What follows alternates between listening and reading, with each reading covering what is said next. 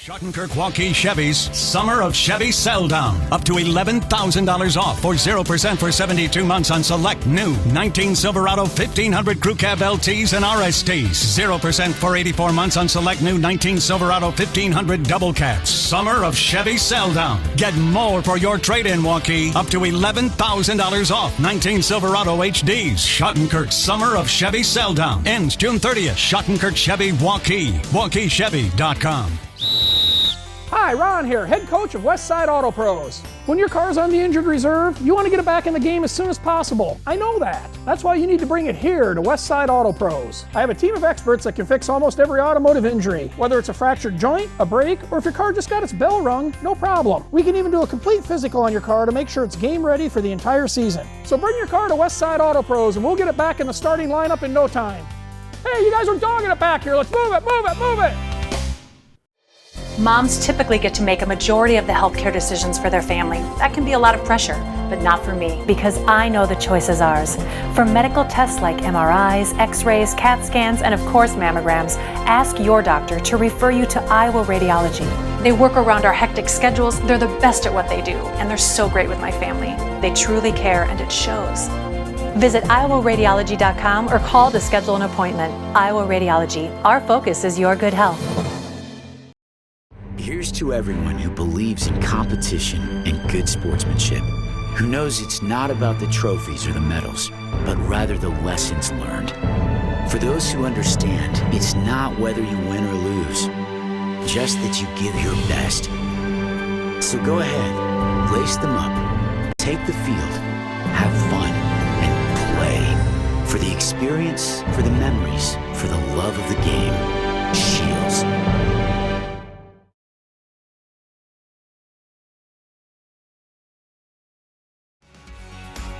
Hi, I'm Chris from Fireplace Superstore, and as winter finally lets go, I'm sure your thoughts are turning to outdoors just like mine.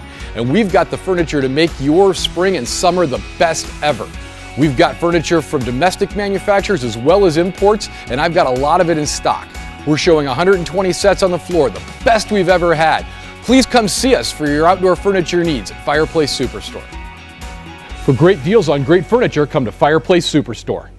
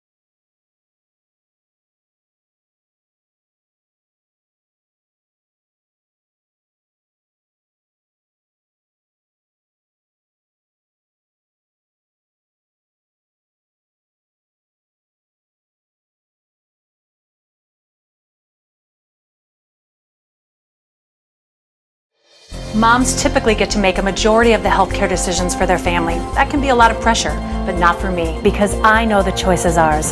For medical tests like MRIs, X-rays, CAT scans, and of course mammograms, ask your doctor to refer you to Iowa Radiology. They work around our hectic schedules, they're the best at what they do, and they're so great with my family. They truly care, and it shows. Visit iowaradiology.com or call to schedule an appointment. Iowa Radiology. Why do I look for the seal? It's about trust. Whether I'm buying a car, hiring a contractor, finding a tax preparer, or an honest mechanic, the Better Business Bureau's seal means this business meets high standards. When I see the seal, I know I'll get what I pay for. No more taking chances and no more worries. And I feel good about supporting local businesses. My life is so much easier knowing I can always trust BBB accredited businesses. It pays to look for the seal. See for yourself at bbb.org/Iowa.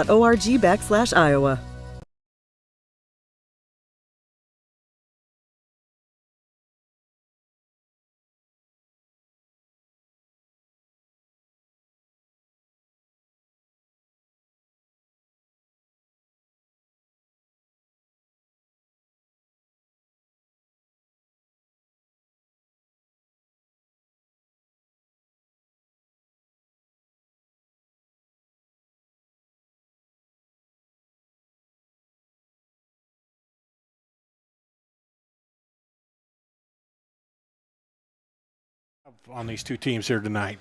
I'll tell you what, I don't think it's going to make much of an impact because it still feels the same as what it was earlier on today, whether it was 4 o'clock or, a 5:30 kickoff. I mean, it's still in the hundreds. And even by the second game tonight, it's going to drop about 7 degrees. So I know just walking from the car, from the parking lot up to here in the press box, I mean, by the time I got here, I was sweating. So, I mean, it's seriously hot out there. Yeah, and then the problem is on the turf, it gets even hotter, it seems like. It could be over 100 degrees out there on the turf this early evening before the sun goes down. Well, I mean, you think it's, if it's 100 degrees out there, just the heat of the turf is going to push it up like an extra 3-4 degrees anyway. So it's going to be, especially wearing soccer boots or cleats, with the heat coming, your feet, I mean, you'll find these players will be pouring water on their feet as well, just to cool down. Because that heats up. And I remember just being out and covering different things on these fields, whether football or soccer, it just, as you stand there, it just rises up through the soles of your feet, doesn't it? Yeah, it does. And, give and take, I mean, you've got to deal with, certain types of weather. We've spoken about this before. Our first game of the season at County, we were sitting on the top of the press box, absolutely just freezing cold in our jackets for the opening game for the Des Moines Menace. And now we look at it today, and we're in sweltering heat. So I don't know. It's what's your preference? So what do you see as you look at these two lineups? How do they stack up against each other? Well, Core Valley just managed to pipe through after Thunder Bay only needed 6 points out of 3 games, and they lost the first 2. Well, out of the last 3, they lost 2 to the Menace, which meant that Core Valley qualified, which is fantastic for them just in their inaugural season. So first year in, Core Valley in the semifinals. Obviously, with Chicago coming into it, they've had a very impressive season coming into this matchup. They're always going to be a threat. They were the conference champions last year, so they're going to come in with a threat this year, and they look like they've got a formidable lineup, very similar to what they had last year as well. So I think it's going to be a very, very exciting match today, and obviously the winner of this gets to play in the final against the Menace or Flint City Bucks. So it should be an exciting weekend of football. So the teams are out, getting ready to go, and you've had a chance to look at the lineups a little bit and scoring wise, and who are some of the guys that we'll be looking at here tonight? Well, we got to watch out for for Chicago up front. They've got Perez and Winter, who seems like they've set up a formidable attacking force going forward. They were outright winners of their conference. So coming into this, I think they will be, looking very, very sharp. Core Valley, they came in second place in the conference. Like I said, just, pipping Thunder Bay. But again, they'll always be a threat. They've got the captain, led by Captain Ubani, who's, I think, brother Esteban Ubani is the head coach. So maybe it's co-captain, an assistant coach. It looks like they've been a well-organized outfit coming through this year, and it'll be interesting to see how this matchup goes. We saw Core Valley earlier on in the season against the Menace, and the Menace turned out outright winners of the match. But everything changes as the season goes on, and organizations pick up players moving forward, and they look to strengthen their squad until the rosters are frozen. Yeah, and then, it's a cliche, but you do start over 0-0, and it's your chance, no matter what you've done during the regular season, to come forward. And we're going to pause now for the national anthem.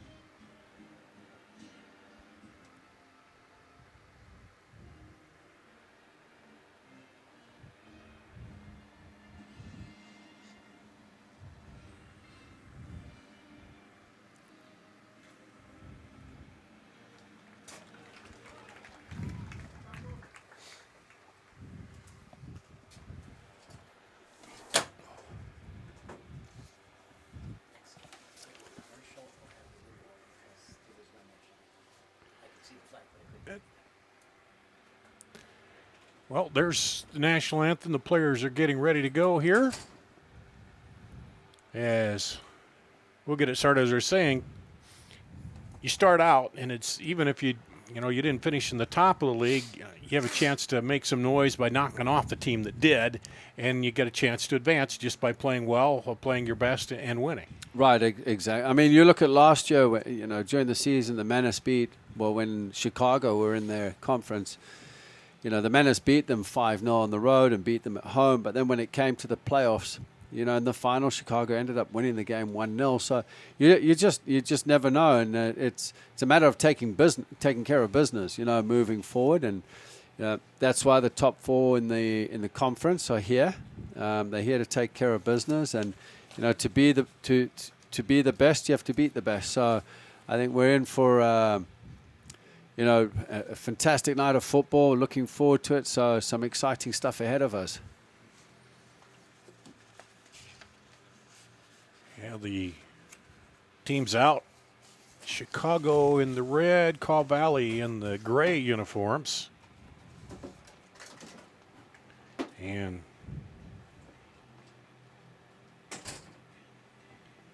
as they get prepared to get going here, it'll take us a little bit to pick up on the players. We saw Caw Valley, but we'll try to do our best to pick up on what's going on for everybody here and pass it along. And as we get the lineups here,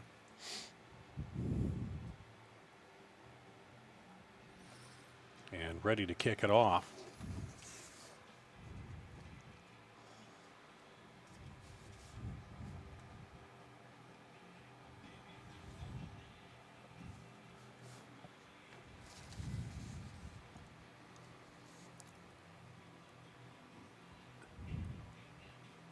Be interested to see how both teams line up today and what system they're going to go out with as Caw Valley look to kick off. They'll get started. Looks like going to work it up from the back there. Nicolau Nito, the keeper for them.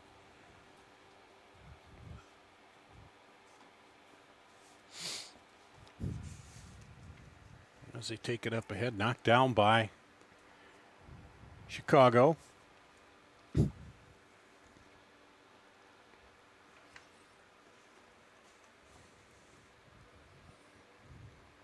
send it over here to the right side.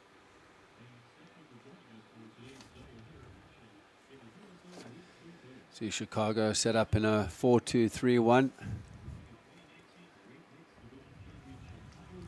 Take it away. Back up Caw Valley. Heading the other way.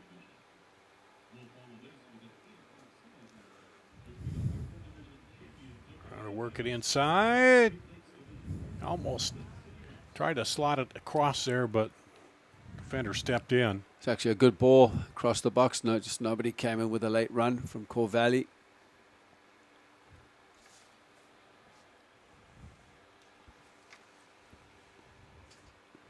Here's Chicago looking to control it and work it up.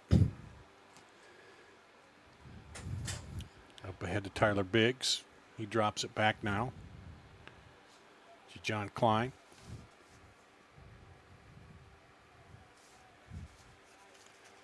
Into the middle. Outside, and he tried to send it across. It goes off the defender, but then the keeper comes in and cleans it up.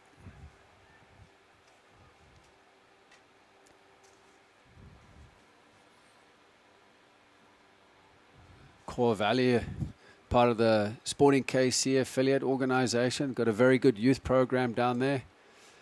About 3,000 kids in the program from the rec all the way through into their Premier Select sides. Well, they'll run it up the side. Christopher Bonte. And cleared out of there by Chicago.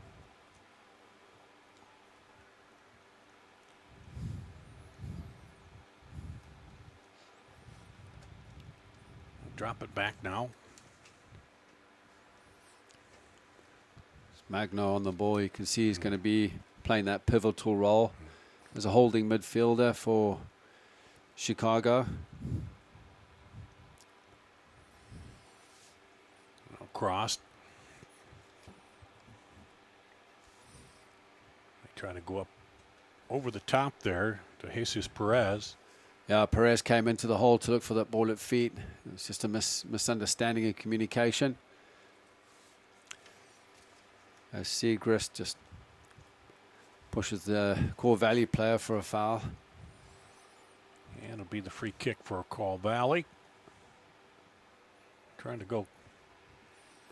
I don't know if he's trying to go clear across the field, but in the middle, but either way, now Call Valley knocks it down. Wilkinson back into the middle to Callan Innes. Back over to Innes, he'll drop it back.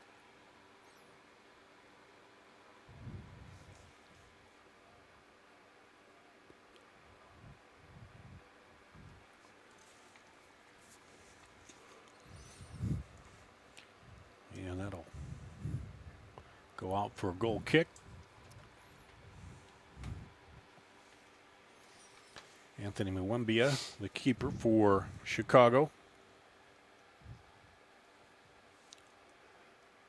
It looks like he's going to go along, just looking at the press from Core Valley. He's decided switch his option.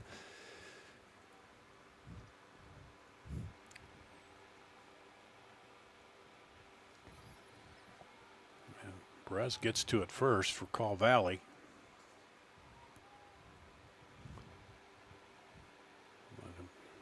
Battle for it in midfield, and Chicago comes away with it for now.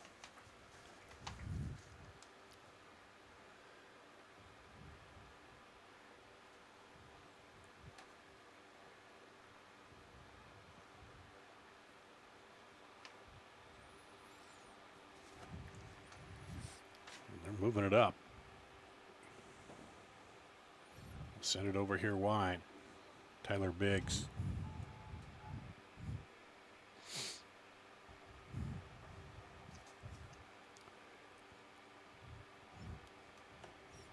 Tried to slot it into the middle there, but Call Valley right there. Just a lot of moving forward, kind of trying to find the spots here early on, isn't there? Yeah, and as you can see, Bartlett just came and just cleared that ball, just cleared his lines into space and behind the Chicago center backs. But you can see Chicago looking to patiently build up, and Core Valley are just dropping in slightly deeper and letting Chicago come at them, just keeping some shape behind the ball. As you can see, Perez just finding a little bit of space between the lines as he collected that ball. And then playing it in wide to Segrist.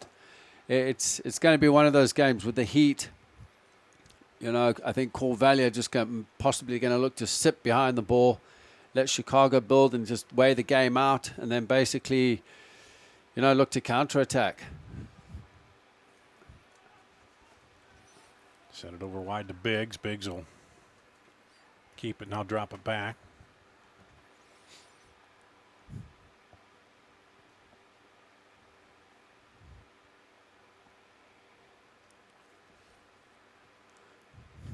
Chicago.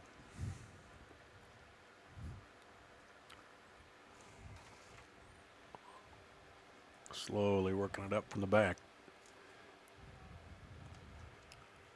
Good ball in. Yep, that gets in. He's onside. And off the defender there. Disukwa looking to strike. It was a lovely ball played in. He was onside. Biggs. Let's take it across.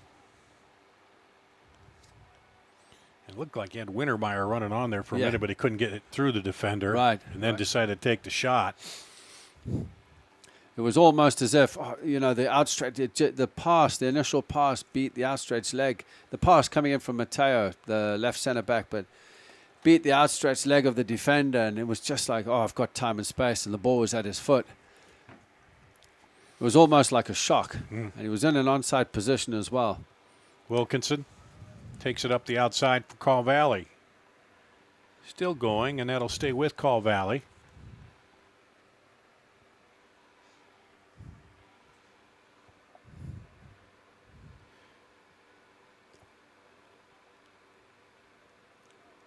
And into the middle, right into the keeper. That was a good chance there, but for Busquets. Yep. Found some space in between the two center backs. Didn't quite get a hold of it with his right foot, but it was a great opportunity for him. Now quick back the other way.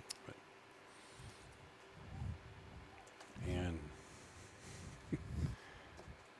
Busquets talking with his teammate down there. A little miscommunication, I think, on who was going to take the run that time.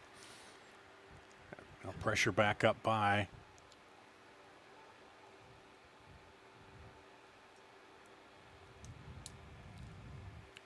Nicolan's touch just eluded him there. Was lucky it went to his teammate. Otherwise, he could have been in trouble.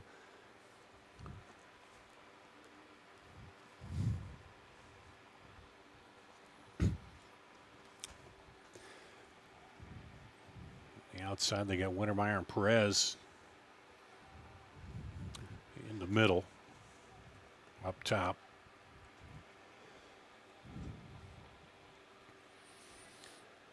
Over to Biggs.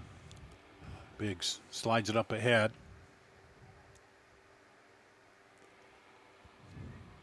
Klein looking to Klein. find a way through.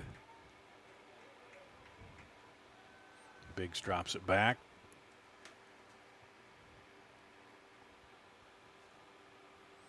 Into Perez. Yeah. And got a push call there. Hit Bartlett's hand. No, handball. Yep. So a good opportunity right here for Chicago. Yeah, I mean, Chicago actually, with their shape and that, doing a very great job, very good job. Then they're playing their 7 and 11 very inverted, tucked in, which is allowing space for their left back and right back to get forward. And then you've got Magno sliding in between his two centre backs in the build-up. What Corvalli have got to do is just drop maybe their number 9 in on Magno just to stop him from actually distributing, keep him from playing forward, just make the ball go to side or back into the centre backs. But he's the key to their build-up right now, and I've noticed Omar is all, part of that. Looks very comfortable on the ball. Number 14 for Chicago as they look to set up this free kick. They got Perez there setting it up, and also he takes a left footer off the goal. Off the football goals, but it looked like he looked like he might have taken a deflection. Yeah, they're giving a corner to Chicago as it came off the hand of Neto there.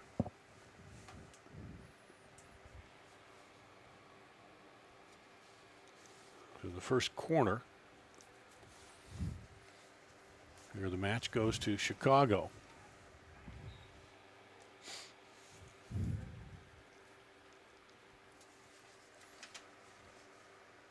Left footer swings in, and that'll go out for another corner.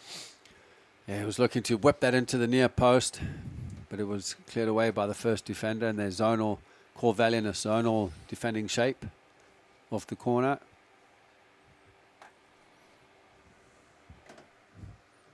Again. Trying the same. Again, cleared away. Seeker's got a little bit of a head on it, but not enough.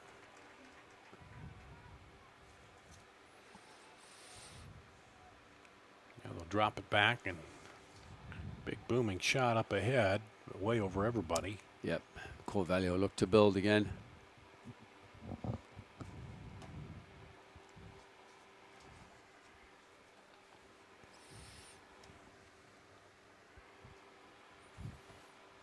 Oh. Knocked away. Wasn't a good ball. Dangerous ball across his own box square. Again, a free kick given away for the push on Omar. Yep, Omar goes down. By the captain, Obanyi.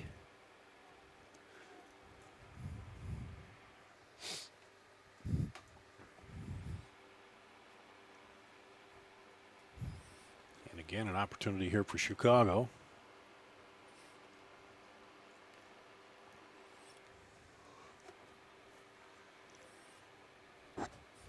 Valley sets up the wall there.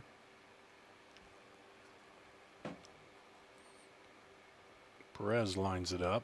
We'll see if he kicks it or looks like he will. No, he'll tap it back and then deflection out for a corner. Yep. That'll be a corner. So the third corner here for Chicago. 2 free kicks outside the box within a space of 5 minutes. Yeah, so they're having a lot of opportunity down here. Just 3 corners. And Corvallis have had the one opportunity where Busquets broke the line in between the 2 center backs, but unfortunately he didn't connect with his shot. So now the corner from the other side. Swings in short. And Omar almost got it on the rebound there. Still rattling around. And that'll be a goal kick. Saved off the line. It looked like it was off the foot of the goalkeeper. Looked like it came, yeah, and then bounced off Seagrass, and Omar was right there to line it up, but couldn't fire it home. Just a little tap in. It was just one of those. I think the keeper was diving the opposite way and just managed to get his foot to it. And Corvallis now back with it. Wilkinson sends it to the middle. Now back outside to him on that left side. Wilkinson turns. Looks to go up ahead.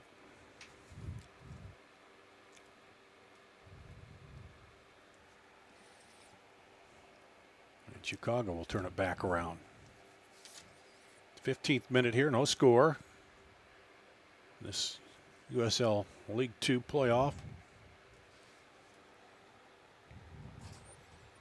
Winner faces the winner of Des Moines and Flint City coming up after this one. And that goes out to Corvallis.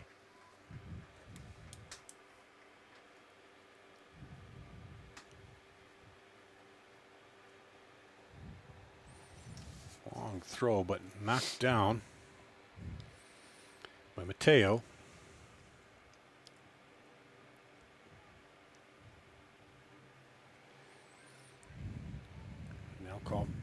Chicago rather comes back the other way. You can see it's very narrow the way Corvallis are defending is shape-wise in a 4-5-1, keeping it very tight.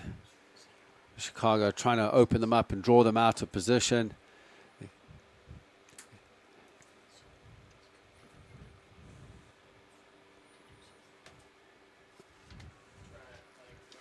Knocked down again.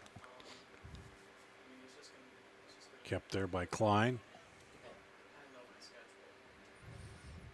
Over to Biggs. Biggs sends it back through the middle. Now take it out wide. Sends it across a little too high.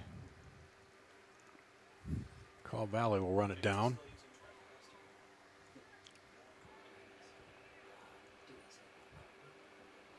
And move it back up.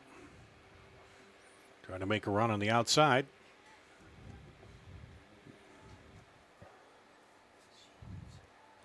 Chicago is there, but can't. Yep. That'll go to Corvallis. They're calling a water break now, which is sensible. It's the right thing to do. Yep. So, no score here into the 17th minute. The USL League 2 playoffs here. Corvallis and Chicago United will be back after this on CISN.TV. Every month or so, there's another story in the media about when and how often we need to get our mammograms. It's kind of confusing. When this happens, I like to consult with experts. So I called Iowa Radiology. They recommend women get an annual mammogram starting at age 40. They know that it's the best way to detect cancers early and save lives. And that's good enough for me. Visit iowaradiology.com or call to schedule your mammogram. Iowa Radiology, our focus is your good health. MidAmerican Energy and you, together partnering to change the energy landscape by pioneering money-saving, energy efficiency programs and building a new industry in Iowa, wind energy, all while keeping your rates low. So what's next? We'll keep delivering cost-effective energy efficiency programs while putting money back in your pocket. That's right. You decide how best to spend your savings. That's a partnership good for you, good for the environment, and good for Iowa. Another way we're obsessively, relentlessly at your service. Every month or so, there's another story in the media about when and how often we need to get our mammograms. It's kind of confusing. When this happens, I like to consult with experts. So I called Iowa Radiology. They recommend women get an annual mammogram starting at age 40. They know that it's the best way to detect cancers early and save lives. And that's good enough for me. Visit iowaradiology.com or call to schedule your mammogram. Iowa Radiology, our focus is your good health. Back here at Drake Stadium in Des Moines, the USL League 2 playoffs. It's Chicago and Caw Valley. They took a break for water here as with the temperature right up around, let me pull that out, see what up in the 90s I know, and then the heat index is the issue too, 96 with feels like 104 out there. So, and then that's not even counting what it might be on the turf, Justin. It does say excessive heat warning. Yeah, we've been in that. We'll be in that through tomorrow. Do you think it might be a little bit dangerous? Yeah, in central Iowa. Well, whatever. It's only a soccer match, right? It all depends. Yeah. I grew up in this, but, you know, people now are more used to air conditioning and not quite as used to it. But these guys will see. Talking about air conditioning. Don't bring that up. No. Up the sideline, Chicago United. They're in the red. Caw Valley in the gray. Over the top there. There's Gibson with his foot over the top on Perez. The referee has blown for a free kick. Rightly so. And this time a little farther out. Early going. Chicago's had a couple free kicks, not too far outside the box, and 3 corners, but unable to convert any of those yet. They played quite a bit on their end, their half so far early on, but unable to convert here as we hit the 20-minute mark into the 21st minute. And Chicago United trying to get something going. Long up to the corner. He runs it down. Can he keep it alive? Yeah, Biggs just managed to keep it in, but then Wilkinson drove it out of there to clear it out. And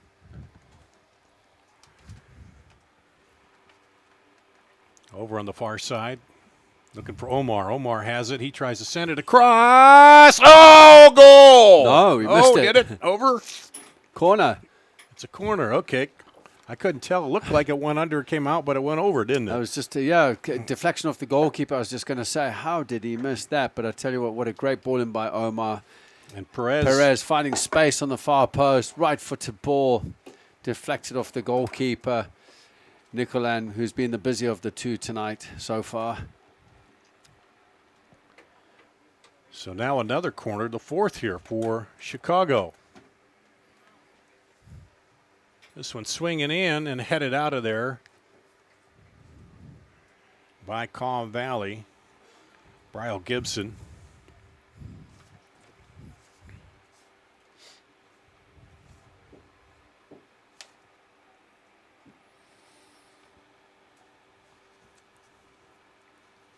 Nicolau Nito has been very busy back there.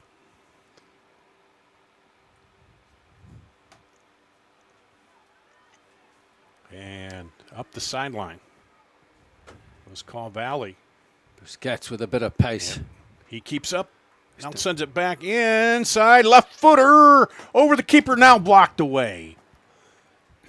That was a fantastic counterattack.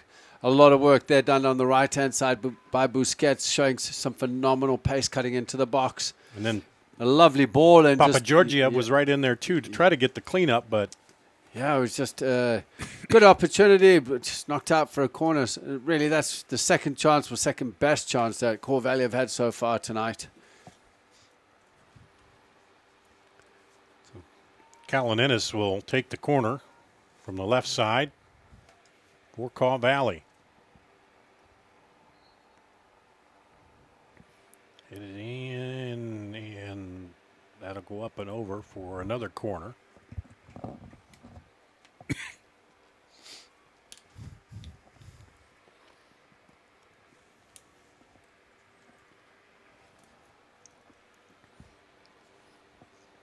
Still up in the air.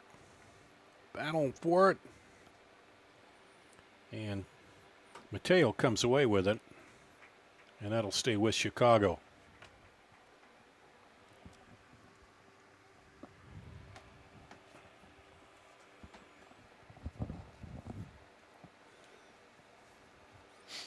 Mateo sends it up the sideline. Gibson just knocking it out of play. It's just a miscontrol on his touch. So quickly, Chicago back in their end. But I think you talked about it earlier that Caw Valley just sitting back and waiting for their opportunity, and we saw that in the last time. Boom, they were down quickly. Yeah, it's just that one chance, you know. They can depend on Busquets. I mean, he's got a bit of pace. He's a big lad. Got a good touch, good close control. I think it's just a matter of patience, basically.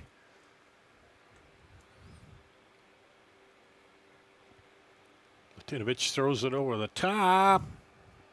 Drop back, and Perez can't get it by the defender. Layoff by Wintermeyer holding the ball up. Perez's left-footed strike blocked. There's Omar with it over on the far side.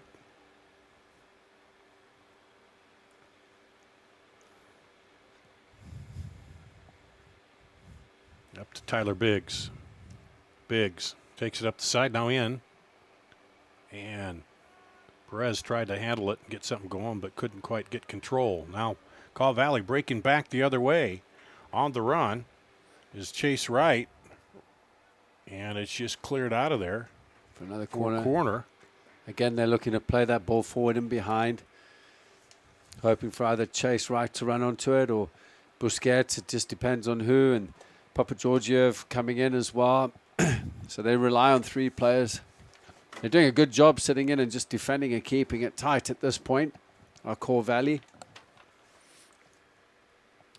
So now their third corner kick here of the first half.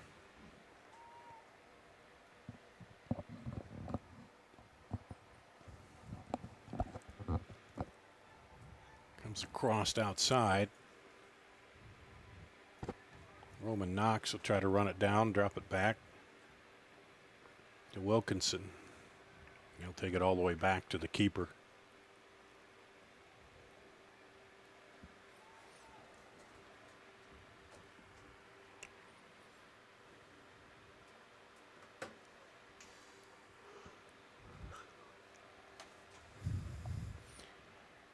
And up into the middle. Well, I can't get a handle on it. Was right.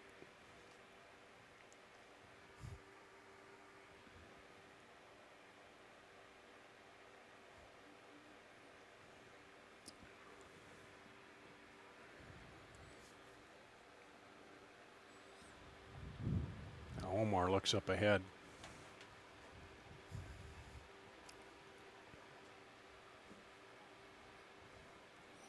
Looking like they were looking for something to happen over there, but yeah, the ball was just a little too long. Given away again. The two players coming into the hole, miscommunication. The ball was played in long. It was easy for Caw Valley to clean up as they look to rebuild. Through Wilkinson on the left. Ow. That'll go to Chicago. As Klein draws the foul. I got a pizza sitting on the north side over there in the stands. It should be warm and ready to go in between games. Is it cooking in the sun right now? It's cooking right now. You're giving up on the Subway that Peter Tarpey got us there sitting in the fridge. Yeah.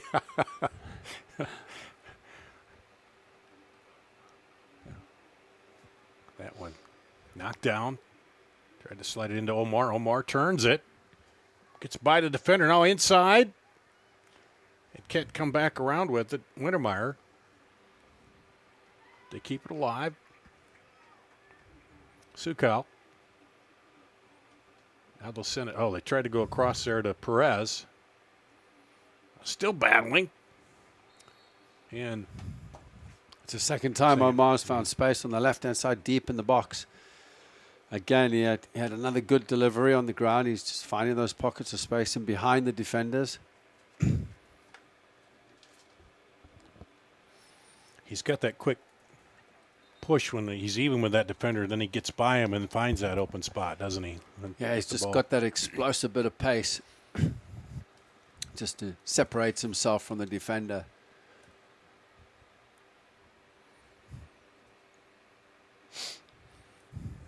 Along mid-out, ready to kick it. The keeper. Now he's moving it back to the AR, so back a couple yards. So the referee, make the referee happy there, and we're set to go.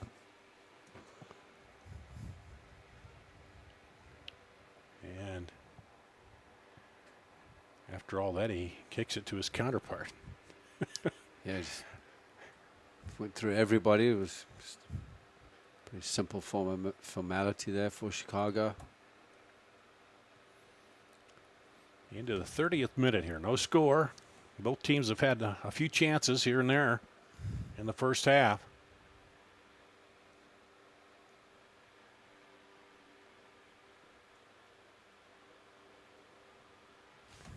Up the sideline, left side. Can he get to it? He will. Drops it back over to Perez. Perez to Omar. And tried to go back over, but it goes out.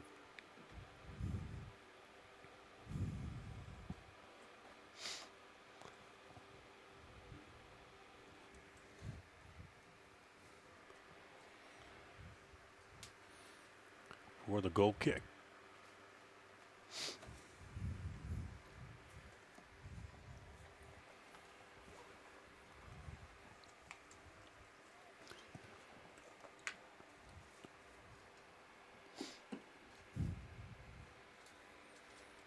Look it over here on this right side. Get it to Wilkinson. Wilkinson quickly moves it toward the middle. Now slots it inside. Cuts across the defender, but they get some help. Good movement off the ball there by Urbania. Finding space, didn't quite just connect off Wilkinson's pass. And then a foul. Gives the ball back to Chicago.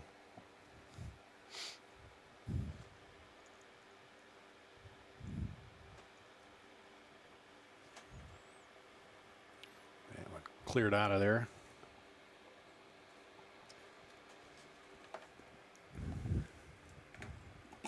Corvallia just clearing it out of bounds. I mean, just anything really at this point.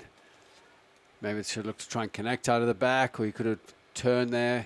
Found his goalkeeper.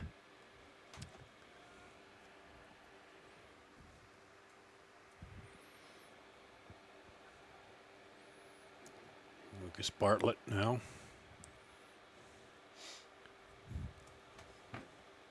Sets it back in motion. Slow build up as well.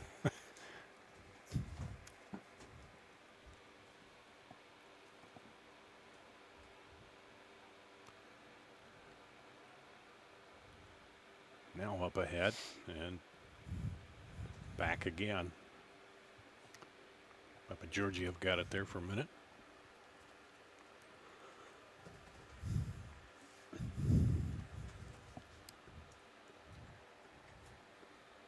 Out here to Wilkinson. He's been the one that's kind of been getting things going for him. He moves it up quickly. Over to Besquet. And Ennis.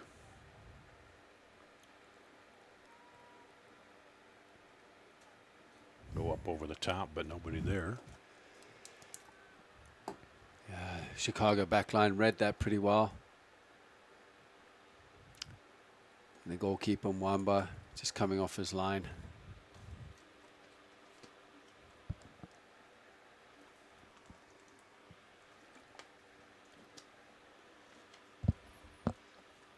Chicago. Mateo sends it over. Omar drops it back, looking for Perez. Yeah, Perez is offside. Yep. Flag is up. He was slightly offside, at least a yard or two.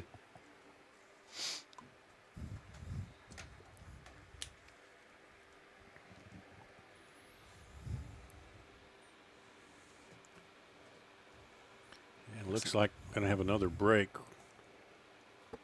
here again for giving them a couple of water breaks. Water breaks with the heat index as high as it is here. We'll take a break, and we'll be back with more. No score here between Caw Valley and Chicago United on CISN.TV. Mid-American Energy and you, together partnering to change the energy landscape by pioneering money-saving, energy efficiency programs and building a new industry in Iowa, wind energy, all while keeping your rates low. So what's next? We'll keep delivering cost-effective energy efficiency programs while putting money back in your pocket. That's right. You decide how best to spend your savings. That's a partnership good for you, good for the environment, and good for Iowa. Another way we're obsessively, relentlessly at your service. Every month or so, there's another story in the media about when and how often we need to get our mammograms. Kind of confusing. When this happens, I like to consult with experts. So I called Iowa Radiology. They recommend women get an annual mammogram starting at age 40. They know that it's the best way to detect cancers early and save lives. And that's good enough for me. Visit iowaradiology.com or call to schedule your mammogram. Iowa Radiology, our focus is your good health. We're at Drake Stadium in Des Moines here on CISN.TV, the USL League 2 playoffs, Central Conference playoffs, and the first matchup is Caw Valley against Chicago United. They'll meet the winner in the semifinal of Des Moines Menace and Flint City Bucks, but right now looking for it, and so far Dart Angelson along with Justin Vorster. And Justin, both teams have had a little bit of a run and a chance here at goal early on. Yeah, Caw Valley are sitting back and looking to counterattack and shaped up in a 4-5-1. Chicago pushing forward or trying to penetrate the Caw Valley depth plus how narrow they are and looking to pull them out of position. They have some good movement with Omar and Klein, Perez in particular, they're number 10. And then obviously with the width, they've got Segrist down the left-hand side and Briggs on the right-hand side are looking to deliver. But Omar seems to have found the space, just pockets of space on the left-hand side in the box. He's had a couple of good chances. Perez, notably, with the one that right in front of the goalkeeper. And then obviously Caw Valley have had two good chances. Caw Valley in the gray now with the ball. Chicago in the red as we get back underway after the break for water. And that'll go back to the keeper, Mwembia, for Chicago United.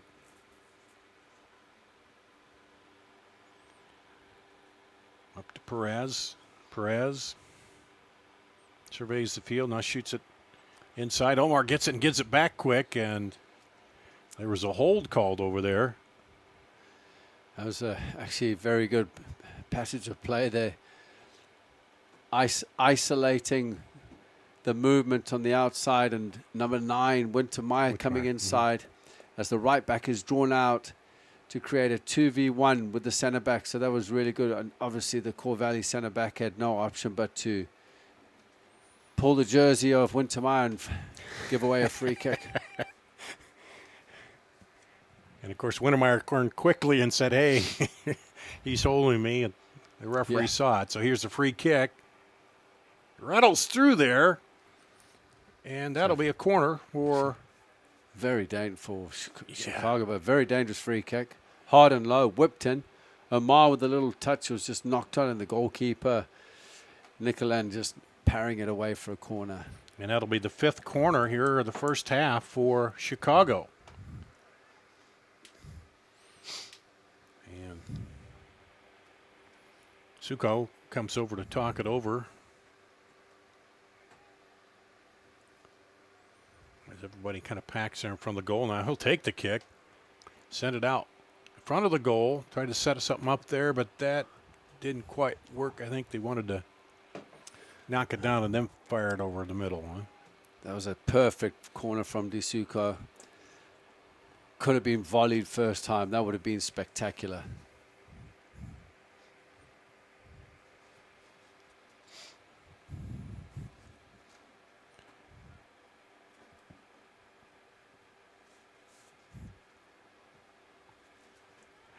Call Valley.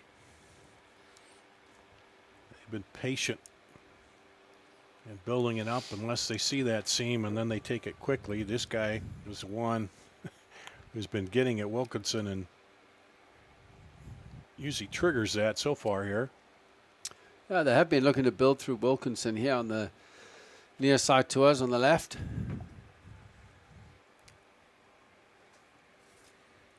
Now we'll take it to the far side. Banty. And that'll go out to Chicago. 39th minute of the first half here.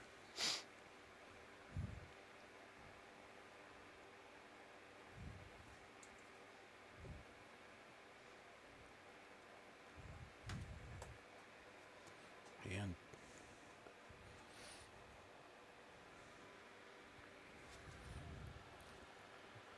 back up ahead to Omar.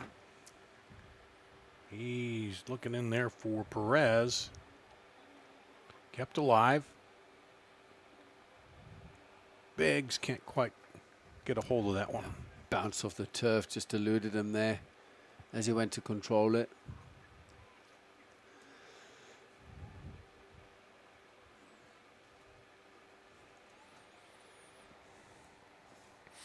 See the Menace coming in, getting ready for a second matchup here.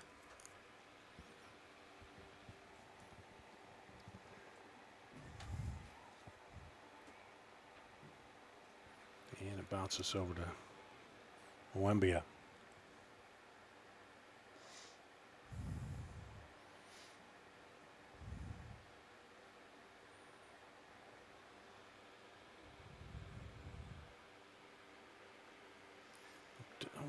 Trying to get it to Wintermeyer, but Wilkinson stepping in. Caw Valley still trying to keep control. They do. It's Knox. Takes it up to the right side. And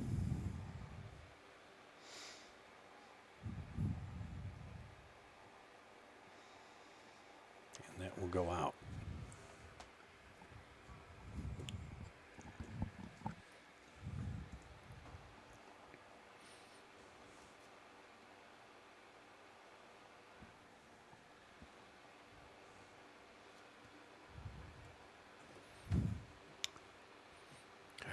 Excuse me, Tyler Biggs drops it back there.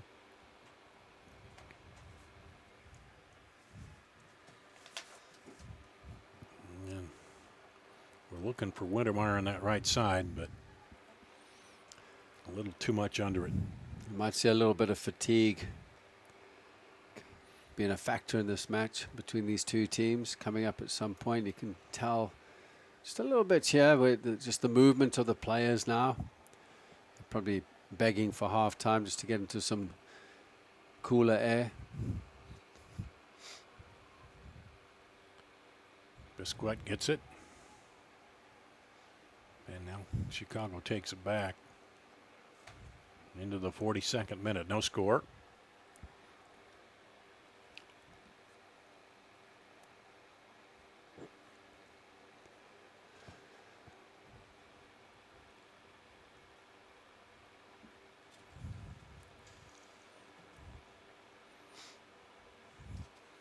And lobbed up over Omar.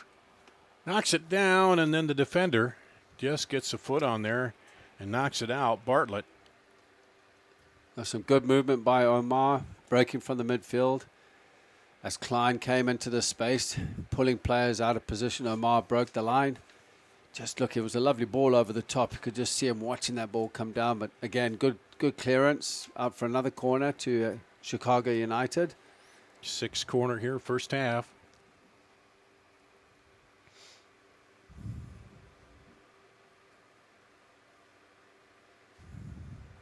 Swinging in and set out, but Chicago United will try to set it up, get something going. Inside Klein, who tried to.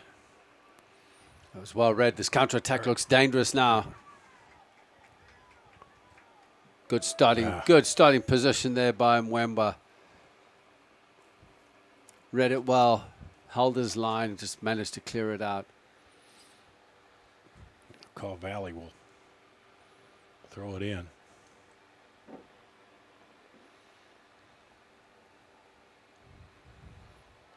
Over to Wilkinson. Wilkinson tries to draw the defenders in, drops it off.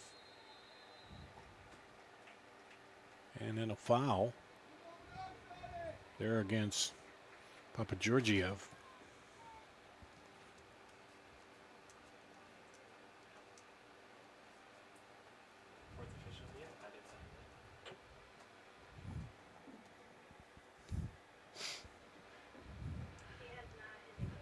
So they're now a good position here for a chance for Caw Valley off the free kick. Looks like Knox is on it. Roman Knox on it. With the wall set up. Oh, ricochets off that wall, right off of Sukov. It's just a driven ball. Straight at the wall, to be honest with you. And that'll be the fourth corner now. It sounds like we'll have 5 minutes of added time here. I guess with the water breaks in that. So here's the Caw Valley corner in the 45th minute of regulation here, regular time, and they'll set it out. They'll lob it in there. Oh, good ball in. Yeah. Busquets, and it's a penalty. The foul. He's given a penalty. Yeah, he's going to be a PK. I think. Was he pointing goal kick or was he pointing to the spot? It looks like he's pointing to the spot. Because Caw Valley is, they're still discussing it there. That looked like it came off Busquets, heading it the wrong way. I think a hand got in the way of that. And this is all against the run of play. So it'll be Papageorgiev with the penalty. Wow, this is interesting. Against the run of play as well. And Chicago, you know, they've had everything in this match so far. Yeah.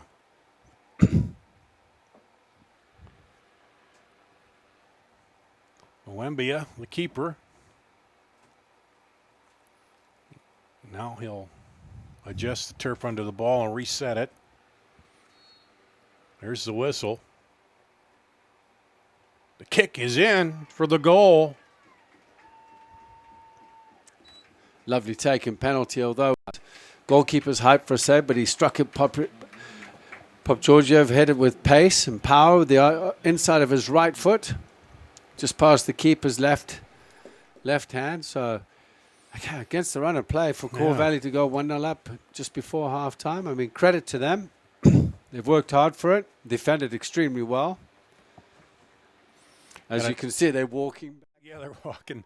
And I was wondering, because they were talking so much with the referee there, like maybe he had called something different than the penalty at first. I think they were looking for a card.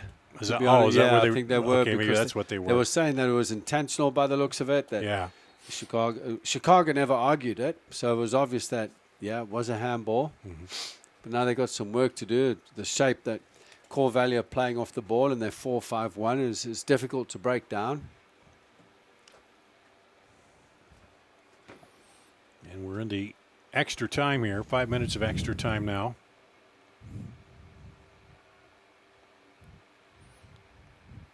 Getting into Omar. And he goes down and draws the foul. So Chicago's kind of dominated it for most of the first half here. The ball on their end, but Caw Valley ends up getting the PK.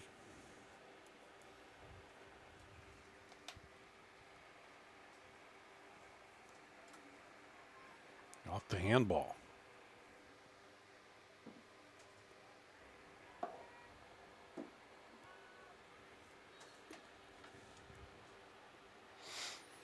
There's the free kick coming in. The keeper gets a hand on it. Chicago player goes to ground. Looked like might have been Perez. And it'll go out to Chicago.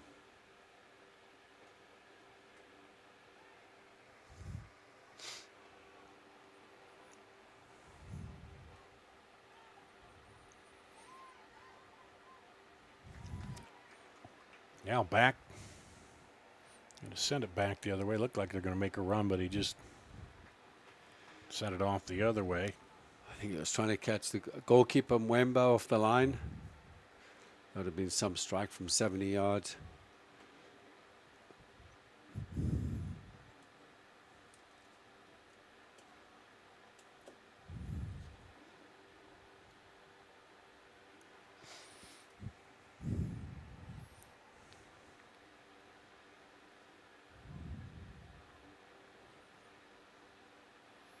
Chicago. Perez. Tries to get it inside, take it away. Looking for Klein. And call Valley. Back. Biscuit.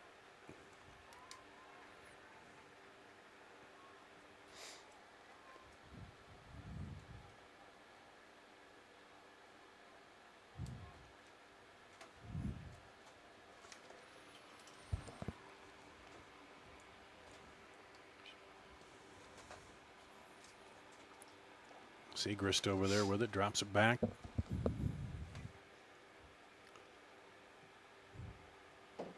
And the keeper comes up and handles that.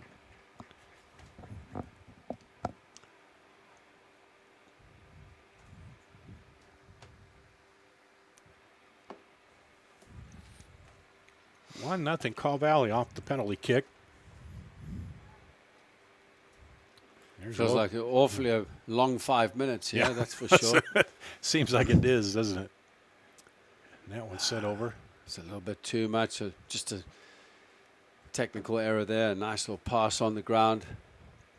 Leading Urbania in would have been a better ball.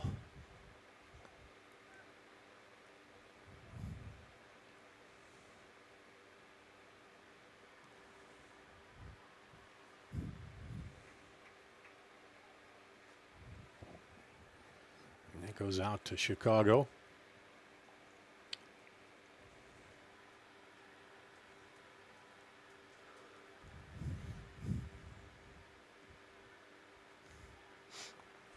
Up into the middle. Outside, Briggs. He sends it over the top there. Deflection of the defender. Yeah. Just rolls to the goalkeeper's feet.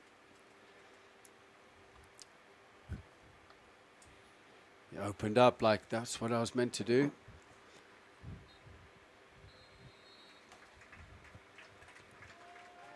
And there's the half. So an interesting first half. A score late into extra time on a penalty kick by Call Valley after the handball in the box. We'll take a break, come back, and talk a little bit more about that after this on CISN.TV. Schottenkirk Waukee Chevy's Summer of Chevy Sell Down. Up to $11,000 off or 0% for 72 months on select new 19 Silverado 1500 Crew Cab LTs and RSTs. 0% for 84 months on select new 19 Silverado 1500 Double Cabs. Summer of Chevy Sell Down. Get more for your trade-in, Waukee. Up to $11,000 off 19 Silverado HDs. Schottenkirk Summer of Chevy Sell Down. Ends June 30th. Schottenkirk Chevy Waukee. WaukeeChevy.com.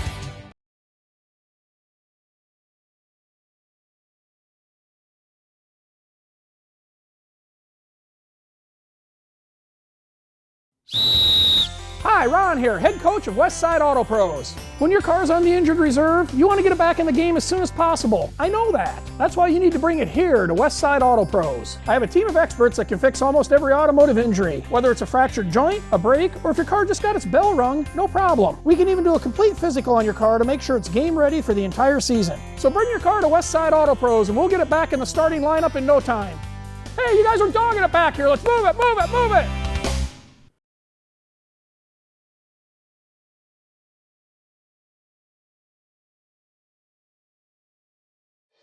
Moms typically get to make a majority of the healthcare decisions for their family. That can be a lot of pressure, but not for me, because I know the choice is ours. For medical tests like MRIs, X-rays, CAT scans, and of course mammograms, ask your doctor to refer you to Iowa Radiology. They work around our hectic schedules, they're the best at what they do, and they're so great with my family. They truly care, and it shows. Visit iowaradiology.com or call to schedule an appointment. Iowa Radiology. Our focus is your good health. Here's to everyone who believes in competition and good sportsmanship, who knows it's not about the trophies or the medals, but rather the lessons learned.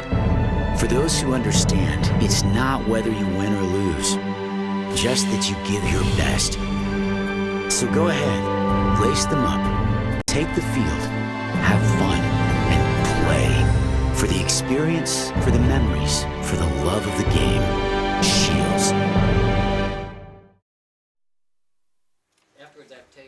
Back here at Drake Stadium in Des Moines, it's halftime. Call Valley leading Chicago United here with a penalty kick goal after a handball in the box as we went to extra time here in the first half. Dar Danielson, Justin Vorster. Call Valley coming in 7-3-4, finishing behind Des Moines in the Heartland, and then the Great Lakes Division, Chicago United 8-3-1 on top of Flint City, which will play Des Moines in the second game coming here tonight. So you kind of talked about it, Justin, early, that you thought Call Valley was going to kind of sit back and then look for their openings. They had a couple of those breaking ahead, and Chicago kind of dominated for quite a bit here, but then that penalty was a little bit of the wild card in there. Yeah, I mean, it's Call Valley have just sat in and they've been very, very patient off the ball, just allowing Chicago to come at them,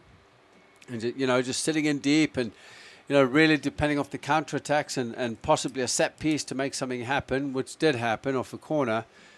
There was a handball in the box, and then obviously the penalty was given away. But yeah, I mean, that was literally the fourth chance that they had. So. They Call Valley have just got a game plan coming out here, and this is how they're going to play, and they'll probably do the same in the second half. Chicago will look to press forward, looking for that elusive equalizer to try and tie this game up, and they've got the players to do it. It'll be interesting to see if they make a change. I don't think they will at this point. I mean, they've got Perez and Wintermeyer and Klein, Omar going forward, Magno dictating the pace, coming in as a holding midfielder, dictating the flow of the game. However, what Chicago need to be careful of is actually committing too many players forward, which is allowing space and behind, and Call Valley are breaking very quickly. Yeah, that's when they pushed up, and they've been they had 6 corner kicks, a couple free kicks right out, not far off the box there, and then we saw that last one when they kind of broke, and then that's kind of what kind of flipped the field and then gave them that chance at that ended up being a penalty and ended up being the go-ahead goal right now. Right, and that's exactly what they're doing. I mean, it's simple. They've come in with a game plan, and it looks like it's working so far for them. Now, if you're the Des Moines Menace, you're sitting back, and of course you got to play Flint City first, but do you even think about this game right now? Do you care about who wins this or what happens with this, or you want to just work on your game, get it done, and then I think what the coaching staff of the Menace are doing right now is watching this game, taking notes on both squads and the style of play that they're both playing. And then, at the end of the day, they might want to play Call Valley, but they could be a difficult outfit to play at this stage of the season, whereas, you look at the mistakes that Chicago United are making at the back. Is this something they can expose? So I think either way, like I said, they've got two teams out here playing two different styles of play. I mean, and, to win this, you have to beat the best anyway. So, and that's the way all these other teams are seeing it against the Menace, Right. And the Menace, they beat Call Valley 1-0 in that matchup on June 29th. So they beat them in the early matchup, but it was, if I remember right, that was a fairly close match. It was a close encounter, and Call Valley kind of set up the same way, where the Menace managed to break them down. But it's difficult playing against teams like that. Just how Call Valley have set up in their style. It is so difficult to play against them. It can be frustrating for the attacking team. Just trying to break them down and trying to create that chance to score that elusive goal.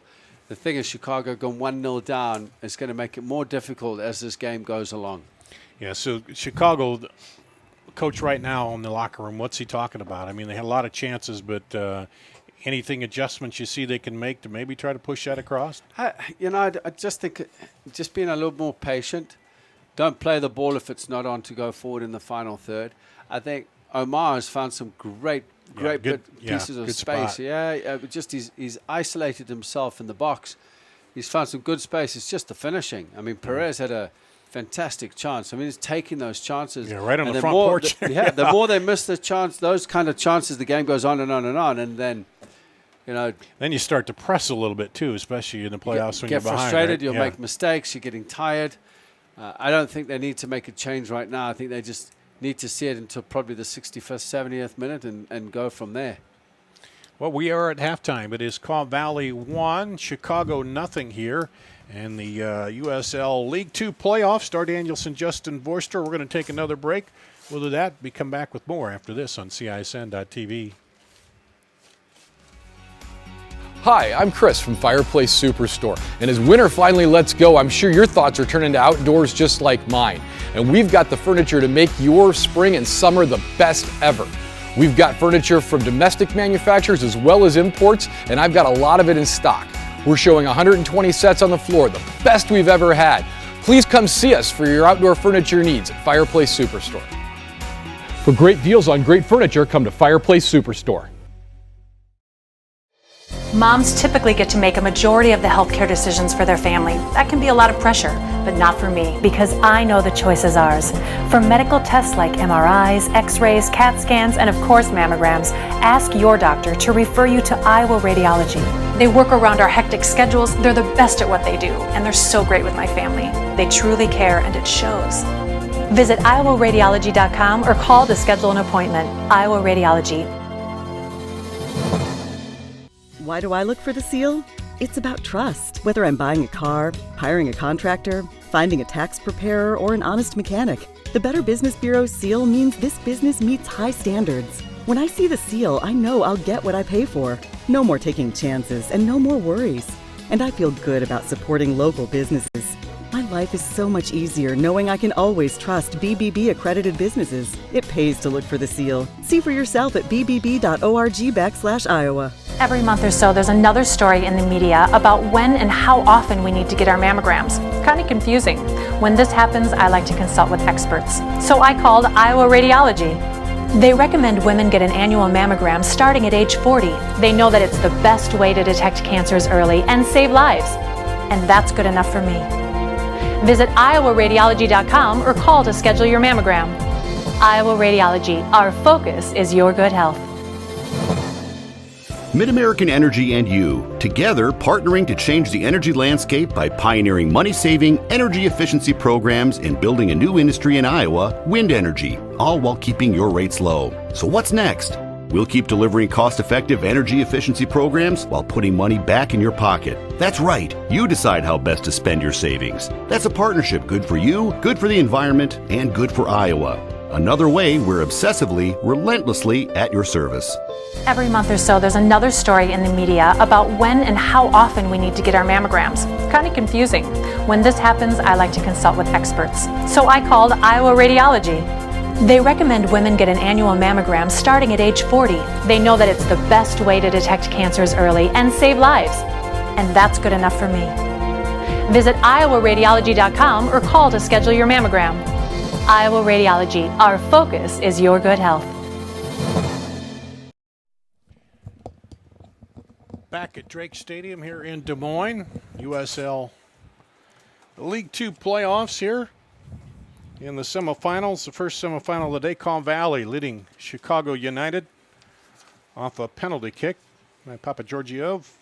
And Dar Danielson, Justin Vorster here, and just talking with somebody from the Menace who was down there and asked him what was it hot on the field, and he said disgusting. So that kind of sums it up there with the heat we have here today in Des Moines. Probably today and tomorrow there's a heat warning in effect through tomorrow night, and then we got 96 and the feels like 104. That's when they figure in the humidity, and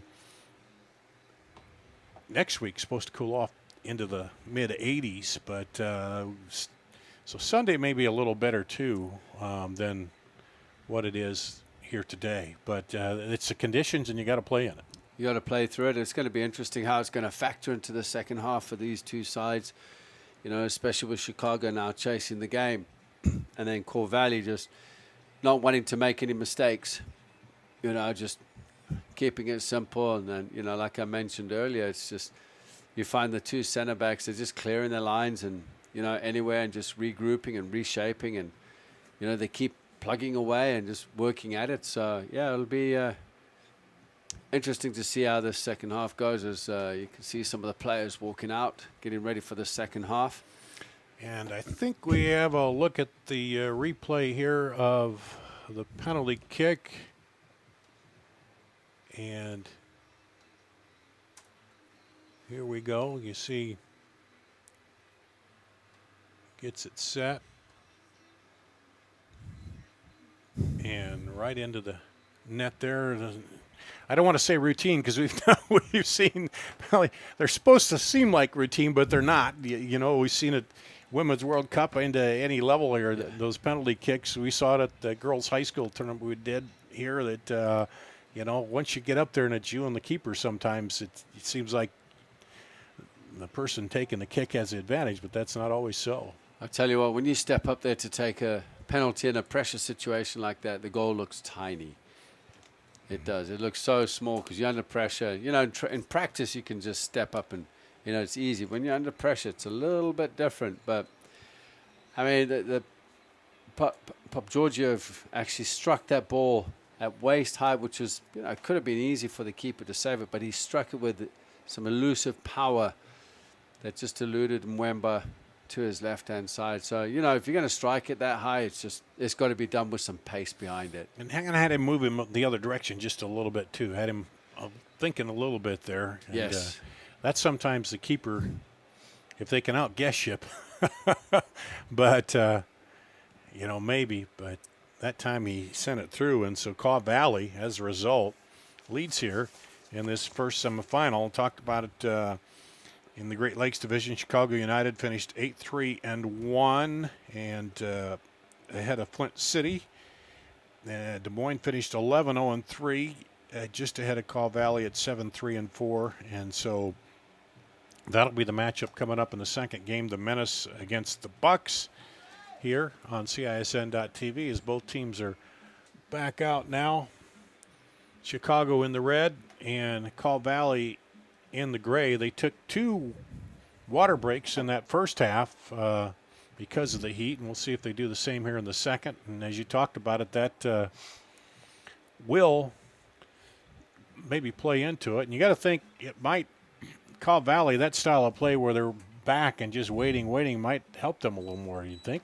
Yeah, I think it will. I mean, you know, just sitting behind the ball, they're not doing much running because the ball isn't shifting quick enough on Chicago's end. I mean, they are keeping possession, doing a good job of it, but it's just a matter of shifting the ball quickly to isolate players in 2v1 situations. So, you know, they're just sitting behind the ball and just being a little bit patient.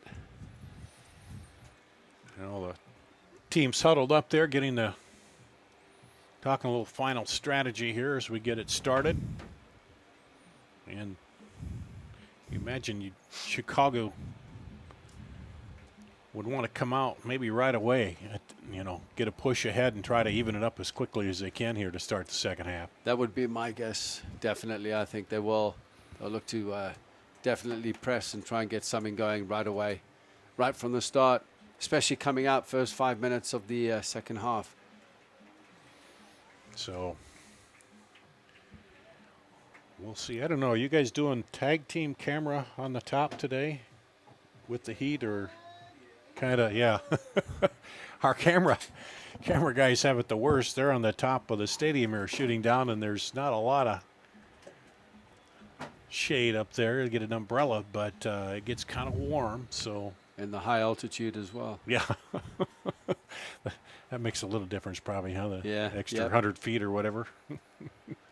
Although I got to say the press box air here is not as chilly as could be. But it's a little bit stuffy and not doing my allergies any good, but the players, we just got to deal with it. Yeah, we'll play through it. We'll play through it. Chicago United starting out here. And Mateo sends it right up ahead, and it's a good idea with a flick on from Perez, but it wasn't read. Yeah, they didn't. Wintermeyer didn't see that or didn't know that was going to happen and head on through, and now the keeper is down back there.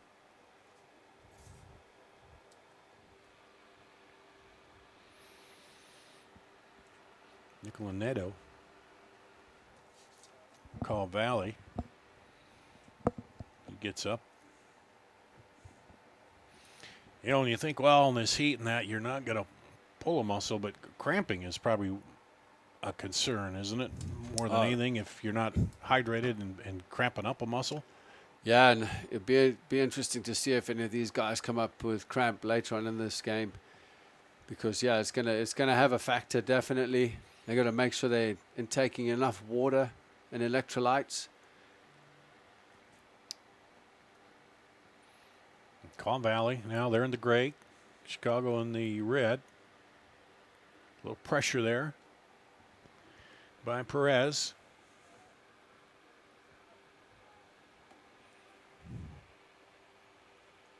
And Chicago. Biggs. Send it over to Segrist. Patrick Segrist, left side. Drops it in there to Suko. And Magno over. Didn't quite find Klein. Reverse pass. Good idea.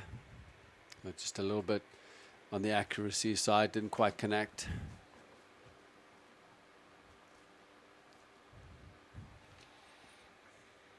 Calm Valley throw. And Magno trying to knock it down over there.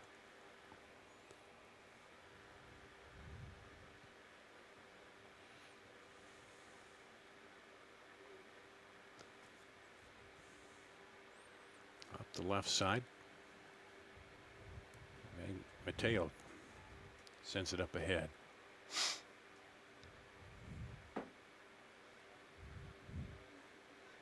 Cal Valley outside. Lobs it up over. He is offside. Flag comes up. As soon as Georgiev touched it, the AR put the flag up. Offside for by a couple of yards.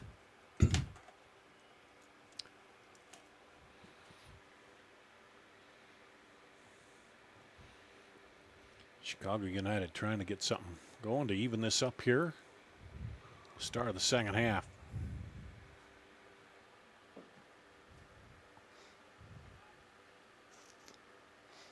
Just trying to find pockets of space to some passing lanes, but all being cut out there by Core Valley, keeping it very tight. Up to Omar.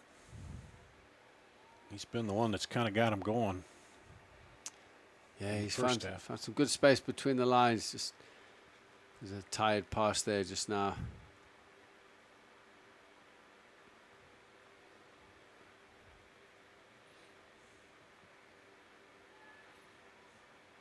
Up into the middle. And Georgiev draws the foul.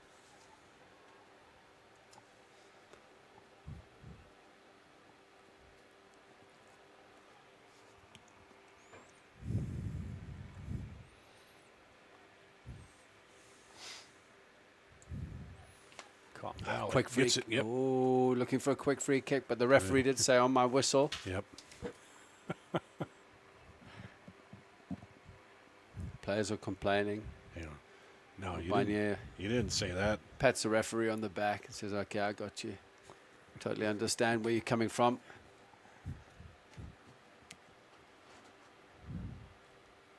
But if it was allowed to go on, the Chicago United were caught off guard.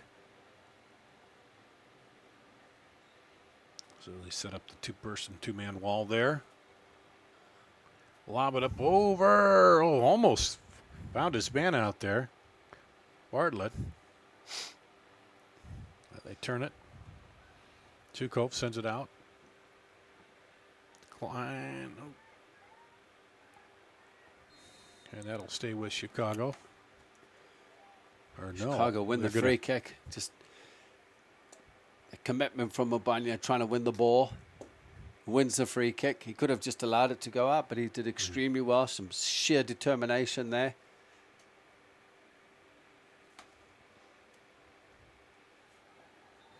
Again, looking for that quick free kick. Papa Georgiev was ready for it again.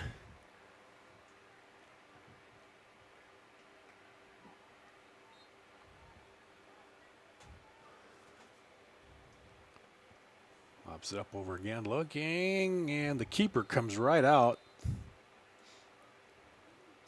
into the defender, and he's... Referee gives a free kick on Bartlett. Bartlett, yep. He was pleading his case that he got shoved out of the way, but instead, Mwembe will set it in motion. Oh, just a little miss there by Magno. Another free kick. And a yellow. Yeah, Chicago just been Magno just giving away the free kick, but Chicago now being a little bit sloppy, giving the ball away. And get straight into Busquets is very dangerous cutting in, but Magno had to bring him down. So Gino Magno picks up the yellow.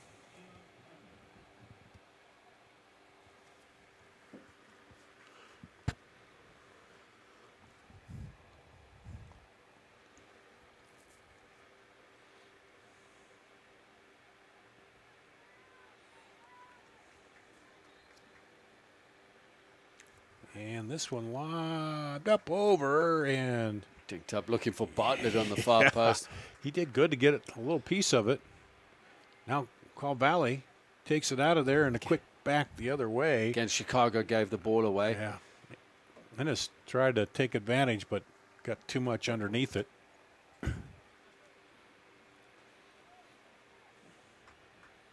We kind of flipped it a little bit early on. That first half, Chicago was down there and had all the attack here. Now, so far, Call Valley to start this second half has been well up there by Bartlett. Strong challenge in the air there on Wintermeyer. Yeah, it's, the momentum's definitely flipped in the second half. Call Valley are now looking to press. And a little push down over there. Bartlett just push Wintermeyer down, yeah. Wintermeyer tried to go clear over the top there. Kept alive by Segrist. And Suko got behind him and he couldn't get to the ball. Call Valley will take it over.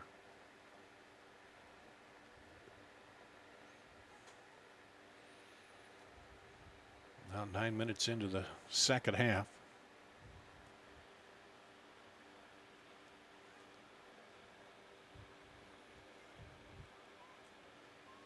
Tanovich sets it up.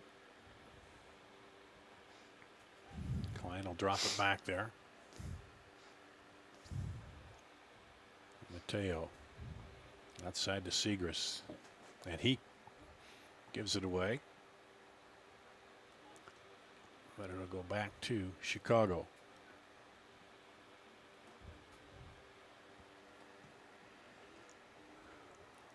They take it far out on the right side and just cleared out. Just got it outside. Looks like it's going to go out for a throw-in. Yeah. Almost thought it might roll for a corner, but it stays on the other side of the flag.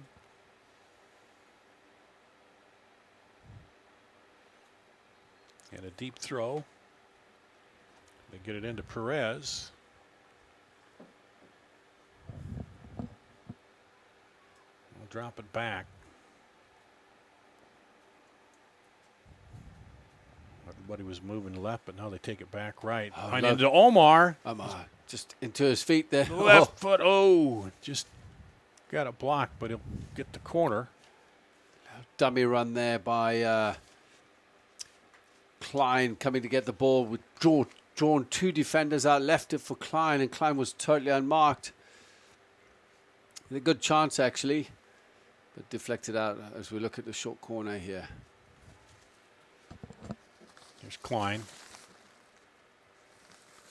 Come down, try to shoot it across.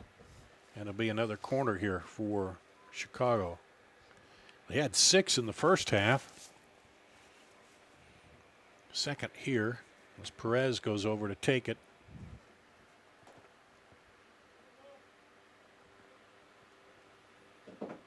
Lamar, Whittemeyer, and Siegrist out inside. Comes winding in and punched out. The keeper now he's trying to.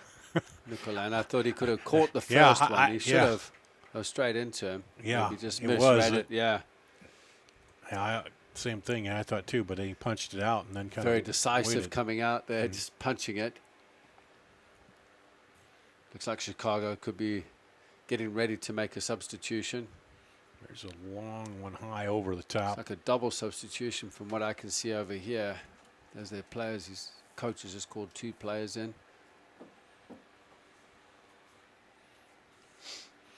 Does that change too in a game like this where you fatigued and when you sub or? Yeah, depending on the changes, if it could be an attacking change, it could definitely would help with fresh legs coming into the game. It's a matter of do you wait late and make a run or do you try to get him in early, even it up, and then? Yeah. It'll be interesting. I expect some attacking changes here. Omar with it now. Obviously, I'd like to see Perez and Omar still involved and not taken off. Yeah. I suspect they might look to create something out wide, maybe looking at putting in some wide players with a bit of pace to take on the opposition. And that was a handball. Rolled up Wintermeyer's arm there. To run at Wilkinson and Durbin, the left back and right back position. To Call Valley with the kick off the handball. And it was the handball in the box that gave them the lead here, led to the penalty kick. And back the other way. Chicago gets it started quickly. Omar with it. Up ahead to Wintermeyer, but now Call Valley. Yeah, back the other way. Quickly on the run. Papa Georgiev. Busquets is complaining, and so is Urbano, asking for that ball. Should have gone in earlier. Papa Georgiev kept a hold of it. And he went down and got a little bit of a assist from behind there. Yeah. And I can imagine going down in that turf doesn't feel real good on a hot day like today. Right. Because normally you get a little bit of those rubber beads sometimes on you, but here it's even worse when it's hot, sticky. Gets it back out. Up ahead. Tried to cross it, but right into the legs. Looks like a triple substitution here for Chicago.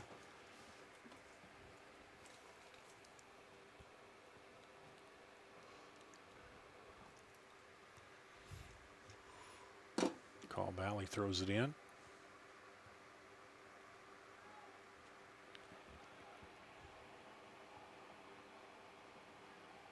Now they'll turn it over to Klein. He's got some room. Push it up ahead to Biggs. Nice little flick there by Klein, just to get away. And a poor pass in the end by Magno. Looked like a tired pass. looks like Biggs is coming off. Klein is coming off.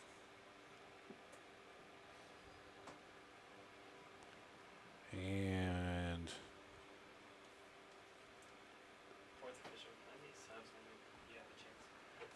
we'll get you the and a water break. subs. Yeah, water break here. So We'll figure out who the subs are after this break. Call Valley up 1-0 in the 61st minute here. Back with more after this on CISN.TV. Every month or so, there's another story in the media about when and how often we need to get our mammograms. It's kind of confusing. When this happens, I like to consult with experts. So I called Iowa Radiology. They recommend women get an annual mammogram starting at age 40. They know that it's the best way to detect cancers early and save lives. And that's good enough for me. Visit iowaradiology.com or call to schedule your mammogram. Iowa Radiology, our focus is your good health. MidAmerican Energy and you, together partnering to change the energy landscape by pioneering money-saving, energy efficiency programs and building a new industry in Iowa, wind energy, all while keeping your rates low. So what's next? We'll keep delivering cost-effective energy efficiency programs while putting money back in your pocket. That's right. You decide how best to spend your savings. That's a partnership good for you, good for the environment, and good for Iowa. Another way we're obsessively, relentlessly at your service.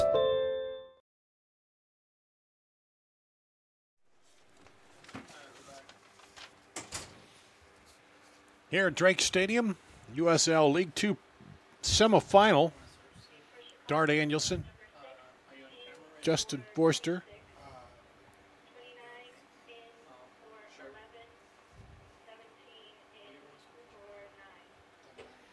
so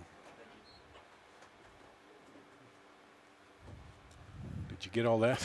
They were just calling up the subs as we came back. See, Jones is in. Leon Jones. Pora's in, and McLean's in for Chicago. Pora and McLean, and for Chicago. As Chicago in red gets it back into play out of the break. They trail here, following a penalty kick. In extra time in the first half after a handball in the box. And Pora tries to run that down, but it goes out.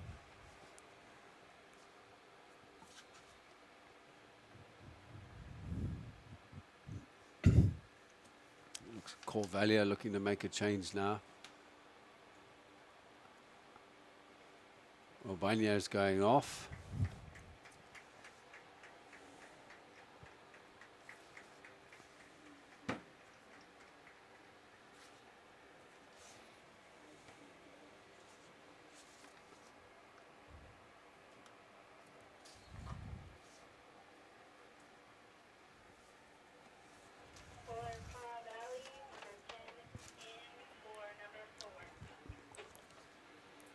So for Call Valley, David Rax looks like is coming on.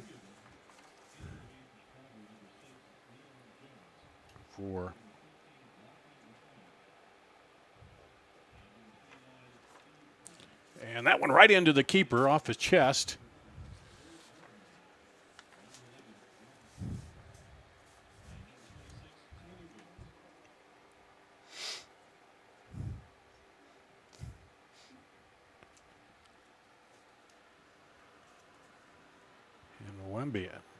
Neto throws it out.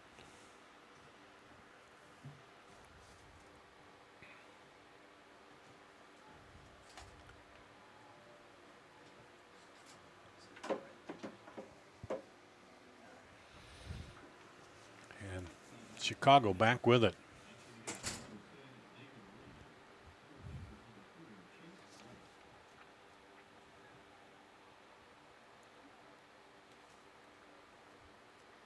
That's David Ray.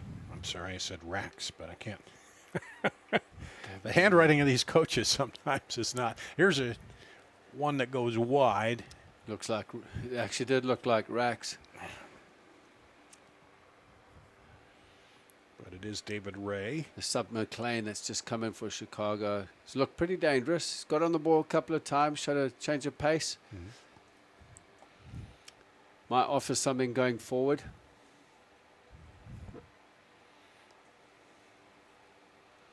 So 3 sets of fresh legs in for Chicago, 1 for Call Valley at this point. Omar gets a foot on it, keeps it alive there. Up ahead, McLean. That'll go out to Chicago. Trying to touch it. He's trying to get it out wide there to Puna.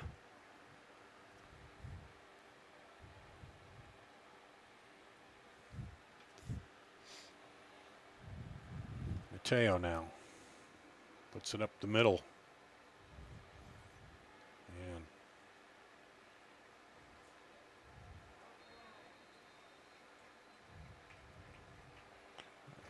tackled by Latinovic. Looked like they were a little too bunched up, didn't it, Chicago, that time down when they're looking to move it in. And yeah, it's too tight for them at this point. I mean, they've got to try and spread the ball out wide and try and draw Core Valley out, similar to what the Menace did in the last game they played against them. They just try and find space on the outside and behind the left back and right back. Yeah, you're right. They were playing that tight, and then when the Menace brought it out wide and in, then that's when they had success and ended up scoring the go-ahead goal in that matchup. So we'll see if that's what happens here. Call Valley puts it back into play. And trying to take it away. They finally do, but a foul's called. Nudge there by Puna. Mm-hmm.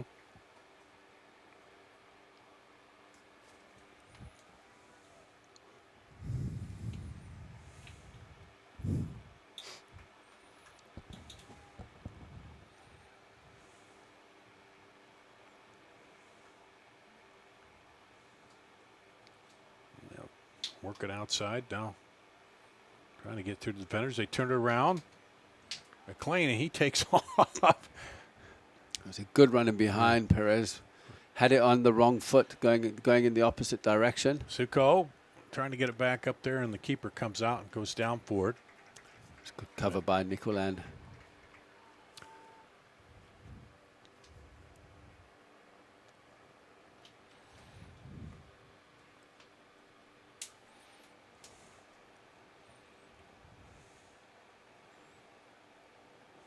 Call Valley now. Turn it back around. They're more than happy to take their time and burn that clock down with the 1-goal lead. It's just going to make it harder and harder for Chicago United. They're really going to have to figure it out and press.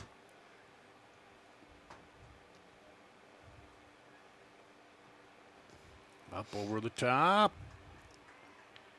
And got a head on it, but taken away.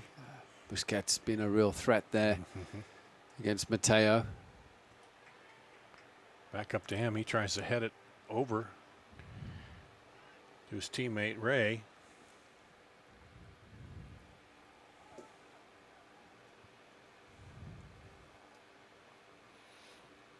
So they are taking their chances if they got a shot to get up there beyond the defense and maybe get a little insurance goal there. Yeah. Well, the more Chicago try and push forward as they look to make a substitution here and have a change, the more the gaps are going to open up at the back. But they've got to take risks now with 22 minutes to go. As Dusuko's going out. Dusuko's going to go off, yeah. And let's see who we got coming on here.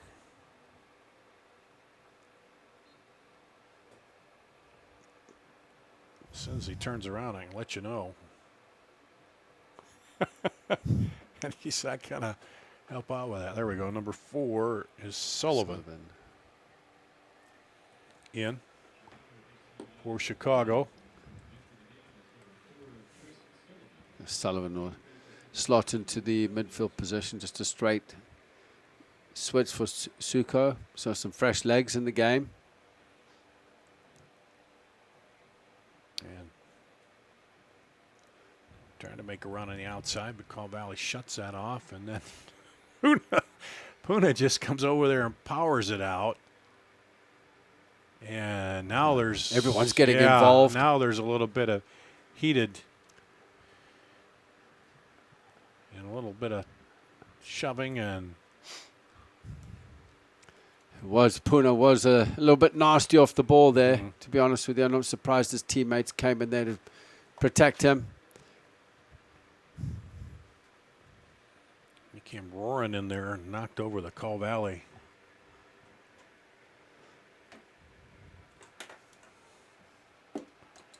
Be interesting to see if there might be a retaliation.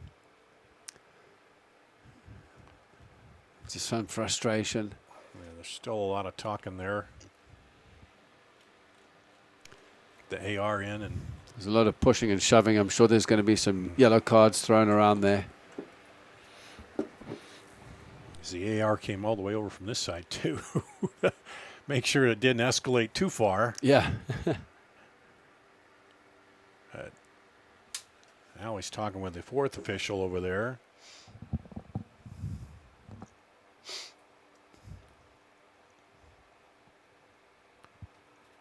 And he'll confer with his other AR about what happened. And because it was behind the referee enough, I think maybe that he didn't quite see all the action. So that's when you go to your ARs and your fourth official to kind of. This looks like Flint City coming out of the locker room over there, is it? Or is that the Menace? No, that's Flint City Bucks. Mm-hmm. Yeah, that's it. So.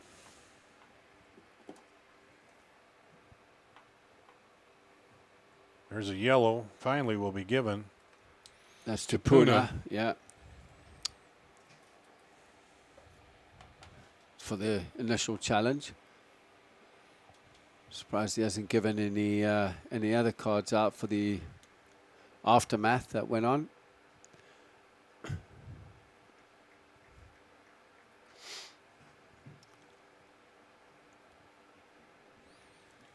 So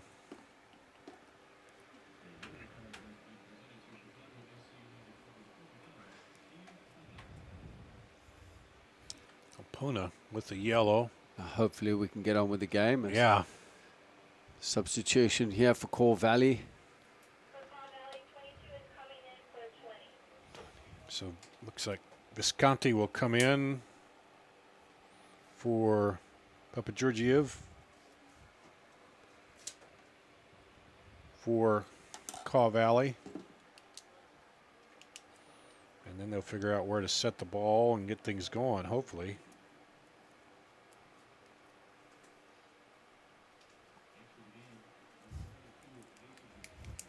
Mason Visconti in.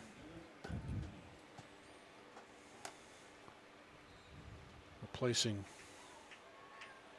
the man who scored the only goal off the penalty.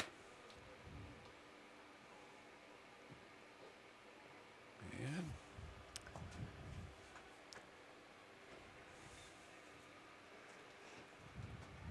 Visconti coming in right away, rushing a little bit. Yeah. We'll see if Chicago can keep their cool. Yeah. Just get on with the game.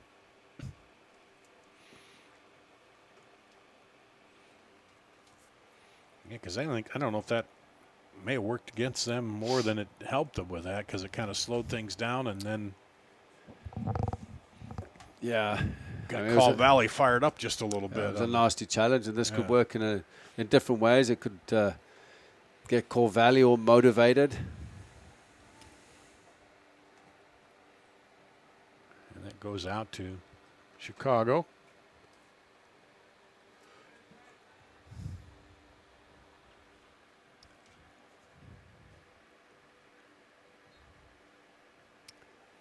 Omar with some nifty skill, just brought down. Braz and Segrist in there. They take it away. Definitely a foul. As McLean goes down. Well, McLean came in and he's been in the action a lot since coming in there, hasn't he? It was a tough challenge from Bartlett as well. The sturdy center back. Taken. Oh, almost got it up ahead.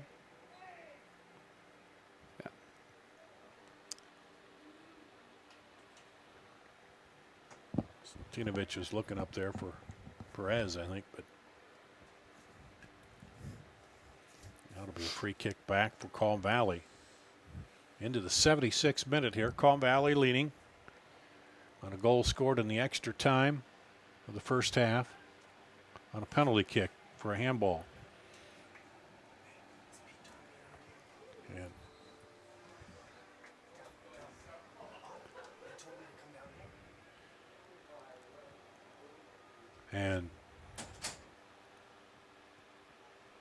back into play for Chicago.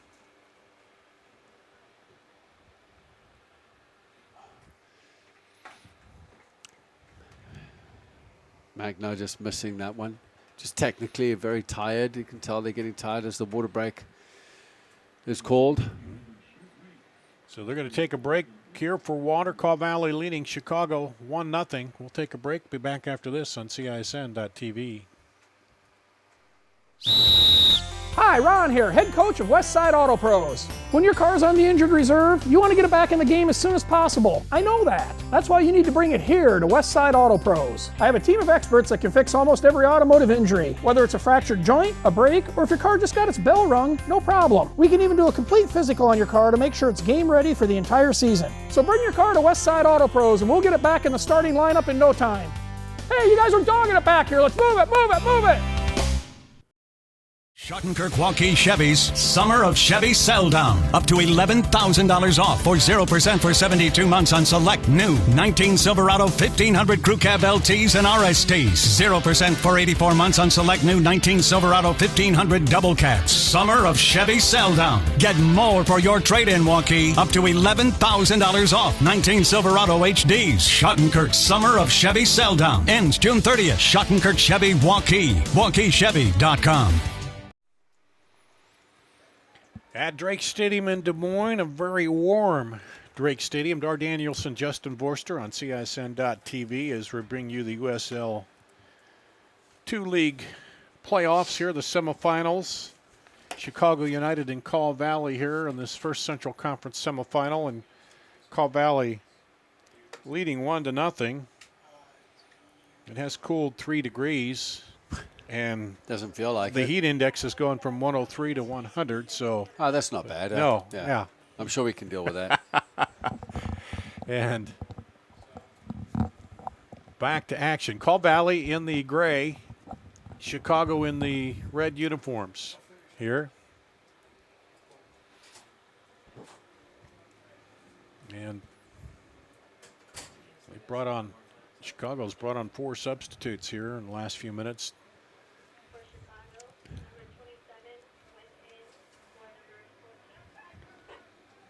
And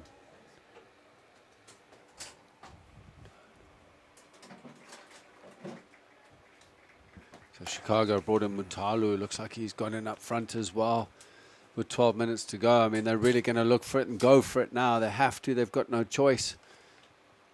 Mm-hmm. Now in the playoff semifinals, you've won and done. Puna with some space on the right-hand side. Sends it across. Oh, and McLean almost got the foot on that to redirect it. Chicago keeps possession here. Back up, Mateo. Well, wide, now try to send it back in. Batado tries to run it down. Farai Matadu in, replacing Omar.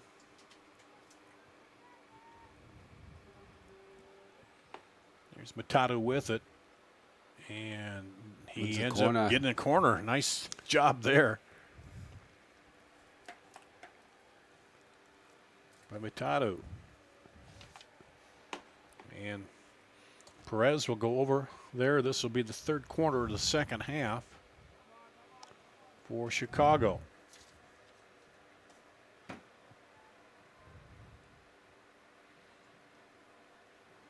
In the 80th minute now. Swings in and knocked out of there by Caw Valley.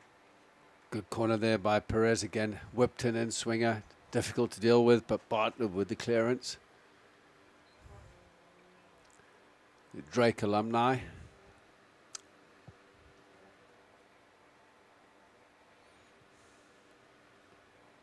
And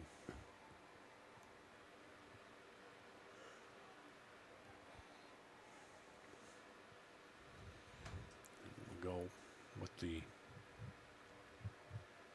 free kick for Caw Valley. Ball free up there. It goes out to Caw Valley as Matato was trying to run that down.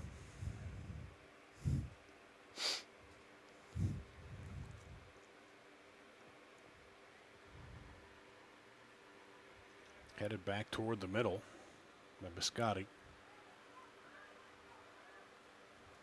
Up over the top. Out to McLean. Chicago needing to get something going here to even this up.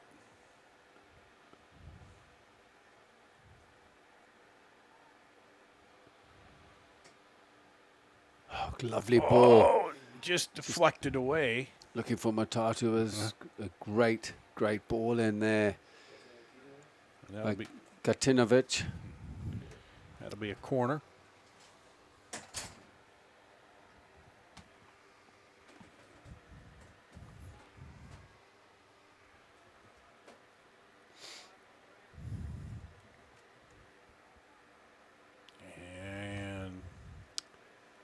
Again, another good corner that was whipped in. That'll be a goal kick as they could not run it down. Gatinovic on the run trying to bring it in, but they go to Call Valley in the 83rd minute now of regulation.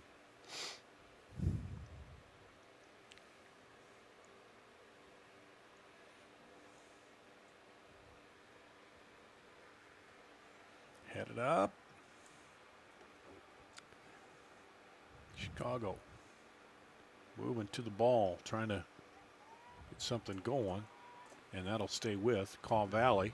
Busquets looking for a handball off Mateo. I think they were so close and it came up so quickly that you're not going to get that one.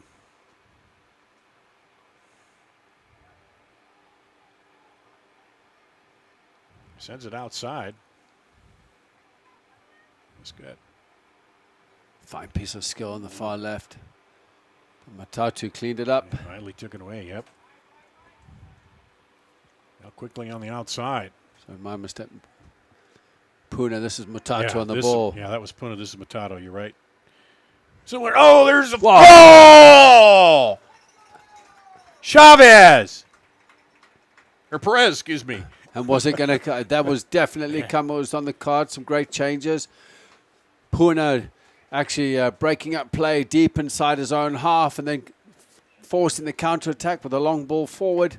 And for Matatu, which with his pace down the right, cut inside, and lovely little pass in there to Perez, who finished it first time with the inside of his right foot. We have coming up 6 minutes left of this match. And we're even up. Evened up, which could go to...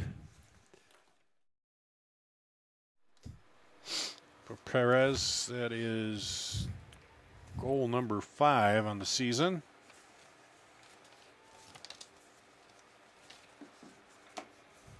And most important one of the season for him right now is it's evens things up. Fantastic finish. He has had a good game. It hasn't really gone his way. But how about the defensive play down here, and then the quick pass up, and then they kept it outside, as you've been saying, and then back in. Puna breaking up play was fantastic. It's going to be hard now for Core Valley. Chicago definitely the better side, but Core Valley have got some workers in their team with some determination, that's for sure. Mateo sends that up and kept alive by Sullivan. Sullivan looks, and they'll reset it here. Tinovic back outside. Up ahead, Sullivan, and that's a good run again. Good save. Well, actually, the keeper didn't get a touch, but Nicolan closed down really well. Good run there by Sullivan, breaking the lines. Cut the angle on him coming back. Yep. On that. And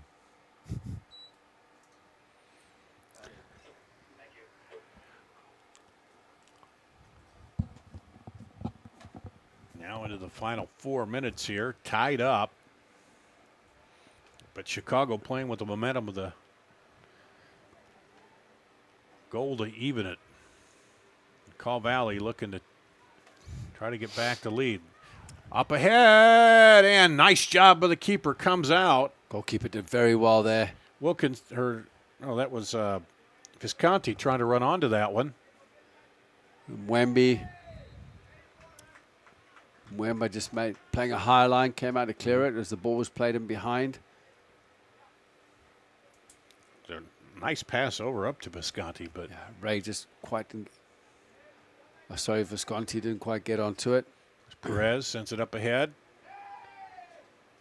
And that was a dive, that's for sure. Matado trying to draw something there. Inside the box.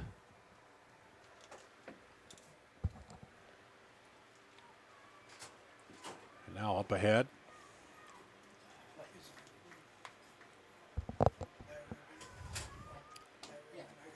And Visconti trying to draw something there, but the official says no. Up ahead to Sullivan for Chicago.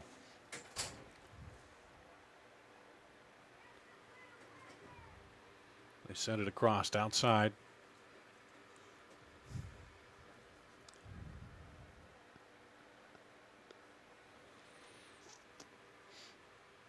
Denovich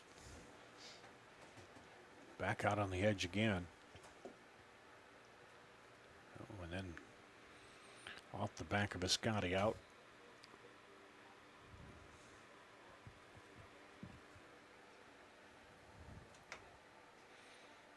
Looks like Corvallis going to make a substitution.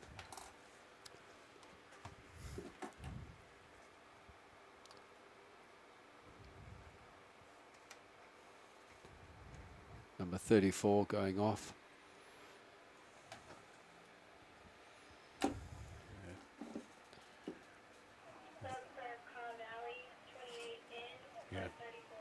Tommy Fizel, number 28, coming in for Corvallis.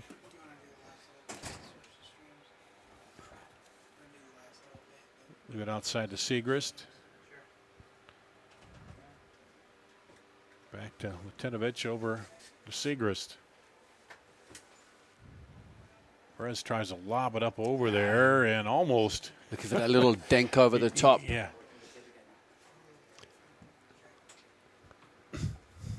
Corvallis almost sent it out for a corner, but up ahead. Mwemba will pick it up here.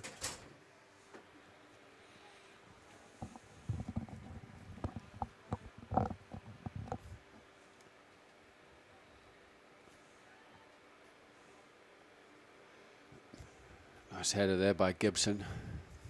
Big centre back. Anything in the air there. Bartlett again with an interception. Matadu. And they're going to call him for grabbing there and leave. On Wilkinson. Bartlett and Gibson have cleaned up anything in the air. Anything over the top. They've done well. Blocking passes. Intercepting the ball. Final minute of regulation here.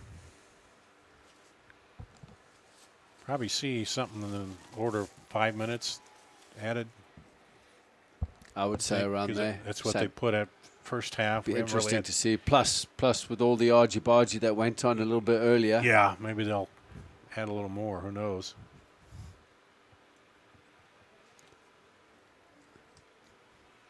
Chicago with it. Sent it outside to Sullivan, and a little too long.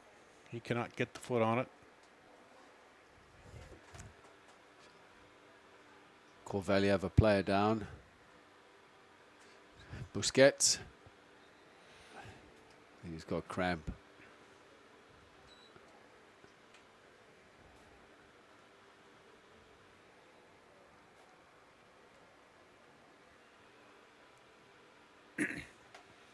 Haven't heard yet what the extra time will be.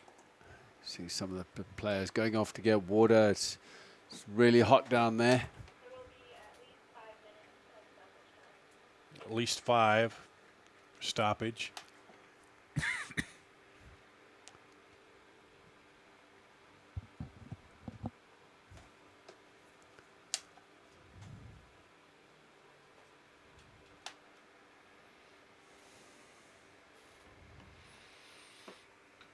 Winner of this will go on to face the winner of Des Moines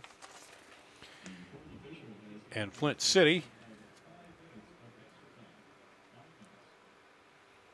The game coming up, which should get started around 8:30.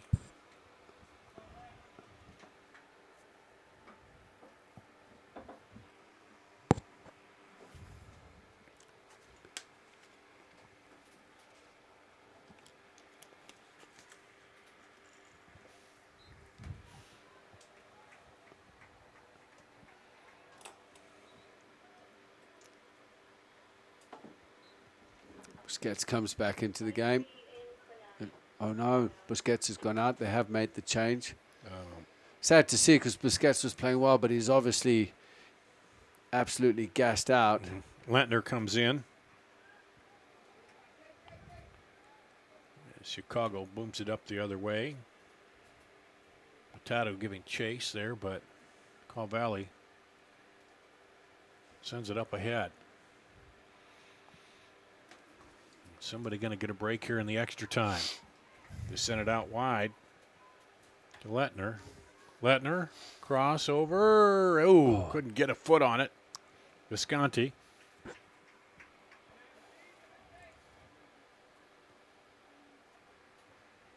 Now here comes Chicago. Chicago. Another lovely cutback looking for Perez. Machado, but not there. Bartlett was debating on whether to go into the tackle on Machado. He's obviously thinking he didn't want to give away a free kick, which would have been a penalty in the box. Up ahead, Machado can't get it between the defenders.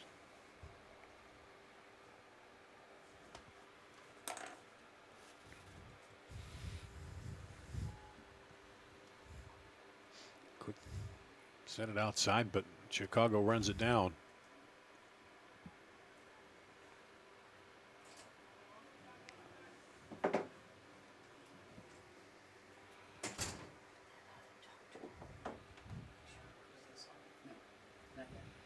Big kick up ahead. Knocked down there in the middle by Latinovic. At the Segrist. Segrist. Over now. Oh, they try to sneak it back inside to him. He takes away with a push. The referee said no. Definitely a free kick. Was trying to work something there with Sullivan, but good defending. Katanovic is slotted into the number 6 role, the holding midfield role, as Magno went off a little bit earlier.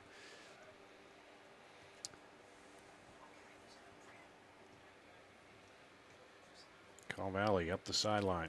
Lentner.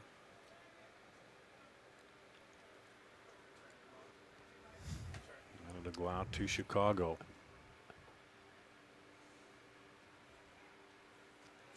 Mateo drives it over on the right side, looking over there for Machado. It's a lovely ball in there it's for on Machado. It. Can he get back? Drops it back now. Trying to work against 2 defenders. Perez gets it. Kept alive. Puna gave it away. Call Valley racing back the other way.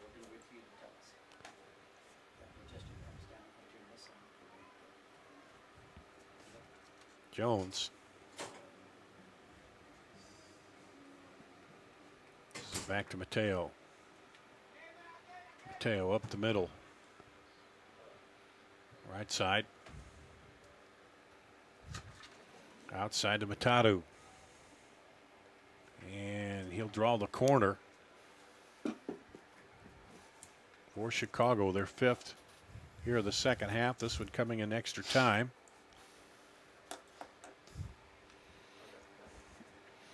Their 11th corner of the match.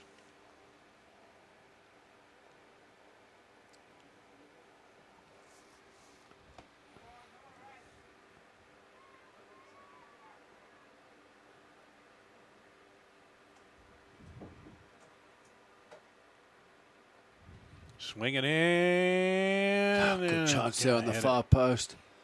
Yep. The referee blows for full time.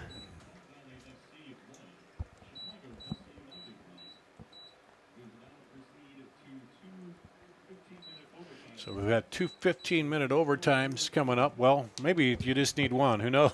We'll go the first one first and see what happens. But we're tied 1-1 here. Caw Valley and Chicago back with the first overtime after this on CISN.TV.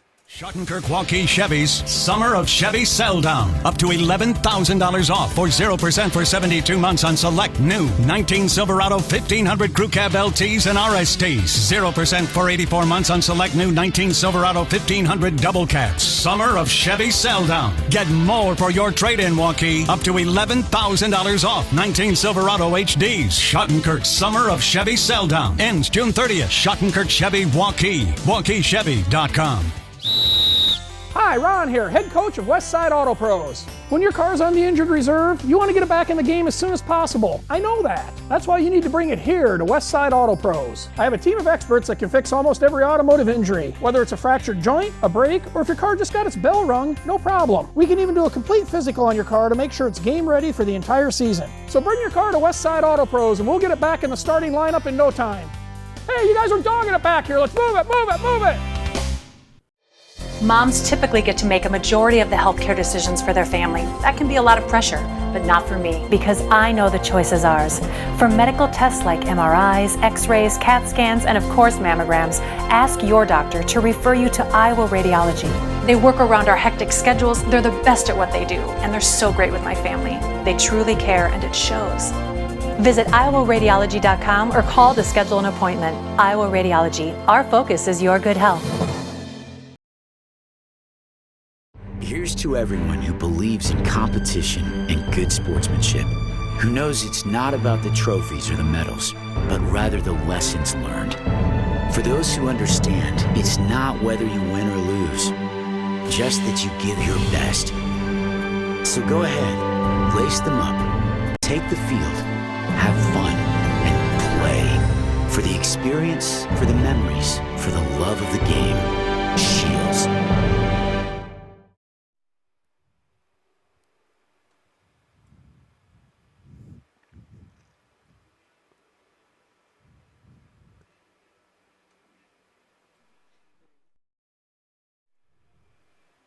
And that was the equalizer you saw there. Chicago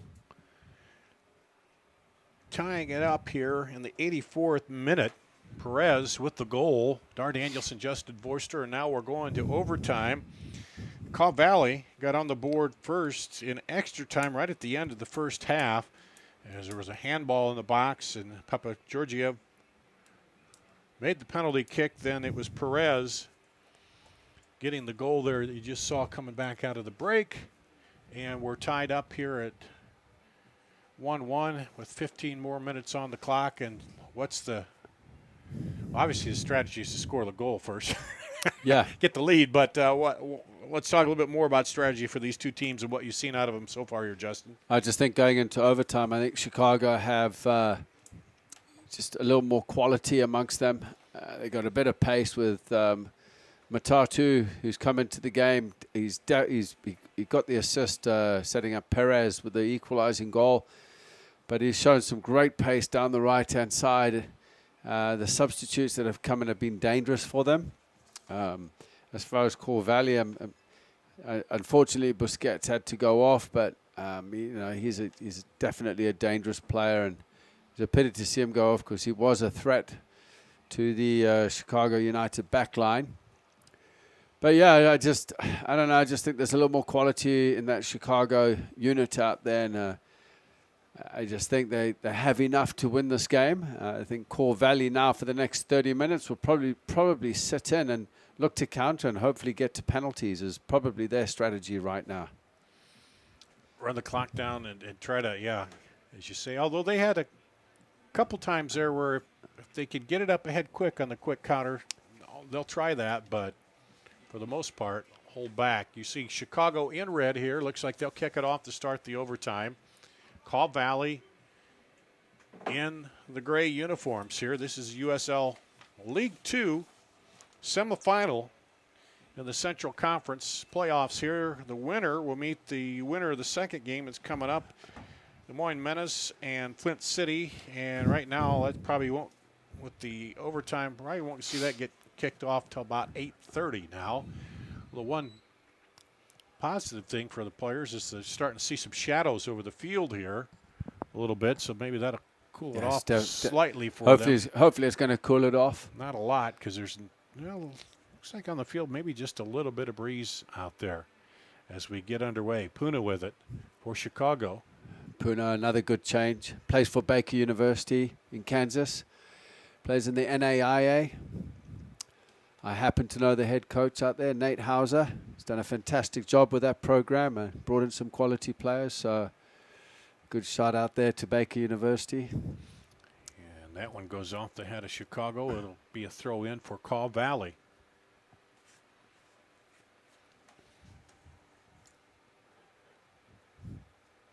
Knocked around there.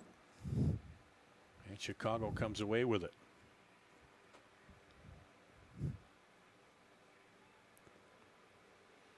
And out to Puna.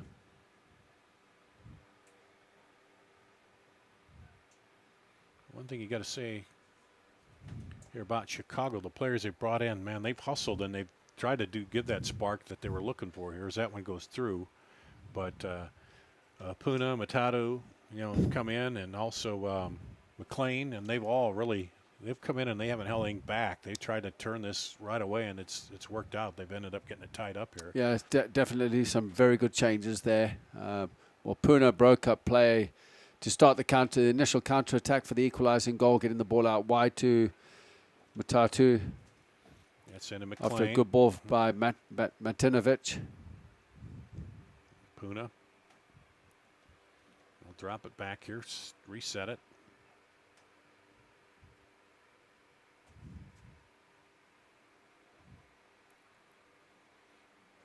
Tried to take it up the right side there with Sullivan.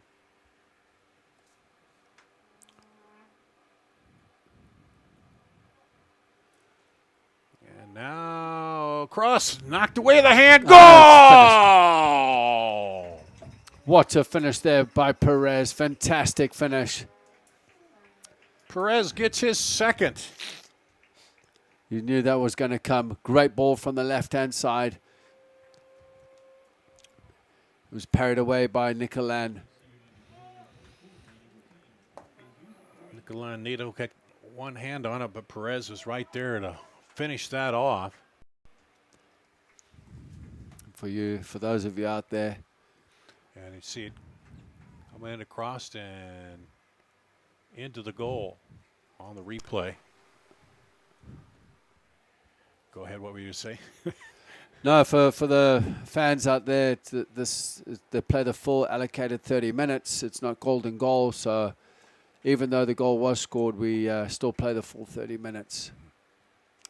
It's going to be an uphill battle for Kaw Valley now. This game could open up. It could be a couple more goals in it, that's for sure, as Kaw Valley looked very, very tired. Wilkinson. Over to Ray. Wilkinson back.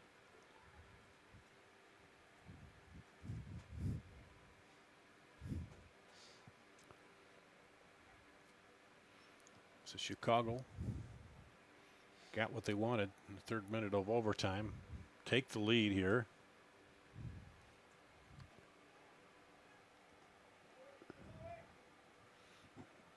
Played behind until the 84th minute when Perez got his first goal. And let's see, that's number 6 for Perez on the season, I believe.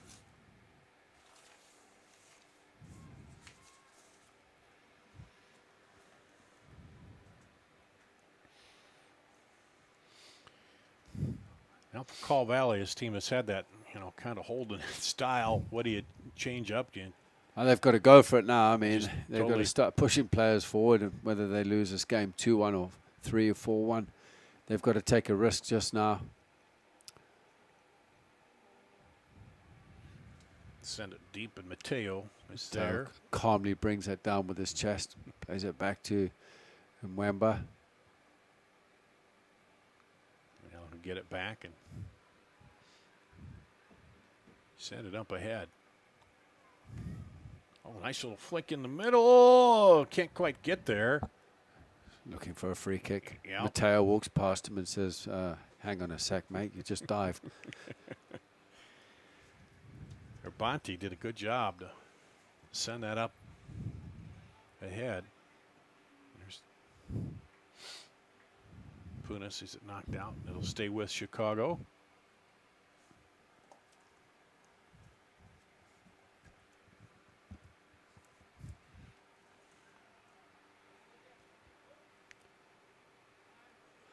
Up ahead to Perez. Perez tries to sneak it through and across the goal. Poor technique there by McLean. Came over it. Totally came over and kind of whiffed it wide.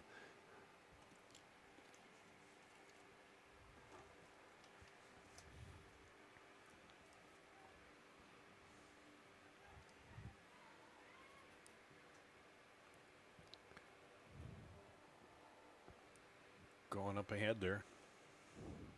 Looking for Durbin. And now Chicago will get the throw.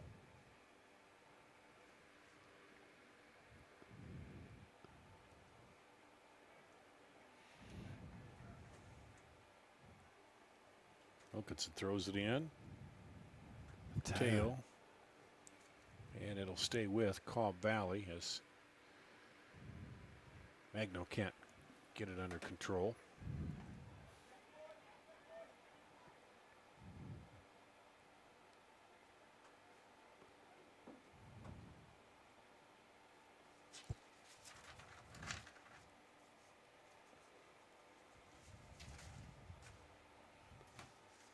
Lobs it in. Not a bad throw in there, but nobody's able to get ahead on it for Caw Valley.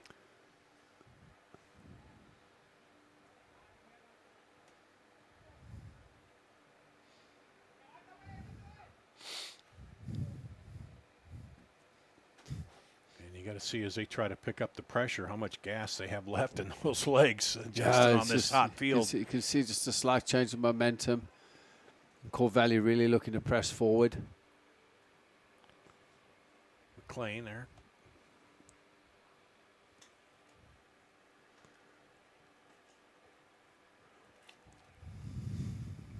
Now Puna will drop it back again. Halfway through this first 15-minute overtime. Yeah. Offside called. Matatu is offside.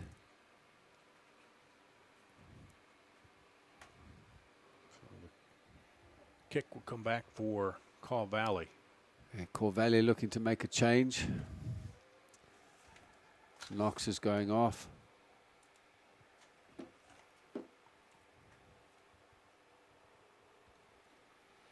Looks like Ignacio Leach. Let's see here.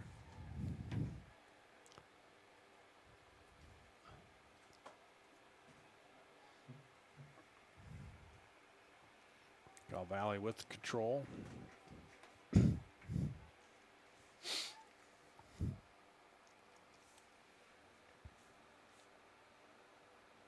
Trying to run it down and he won't get there. He's got ball played in behind for Barney.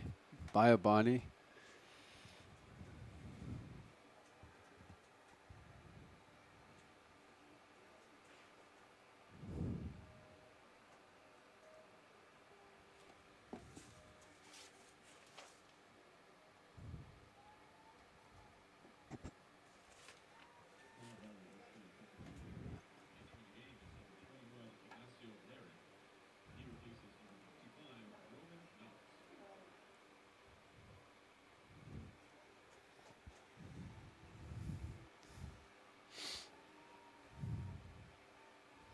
Perez turns it around, back into the middle to Sullivan. Back to Sullivan. He drops it back and Looking for some quick combinations. Yep. It was just broken up. Caw Valley. Larich to Wilkinson. You're trying to turn it quickly. Outside Larich. And, that one curved in. That was a good effort. Had made Mwemba. Good effort by Larich, yeah, definitely. Took a big cut to the left there. Mwemba really had to pull a save off there. Came out of nothing, to be honest with you. Yeah. Larich, who just came in.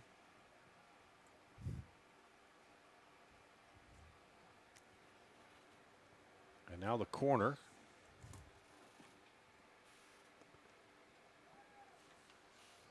And he goes up high. Keeper gets a hand on it. Still up there in the box. Now he slaps it down again. And nope, not this time. No, he was definitely looking for a penalty. That was a dive. Yeah. Trying to draw the penalty in the box, but as you said, not this time. That's how they got their first and only goal. It was a handball. Just into the extra time after the first half.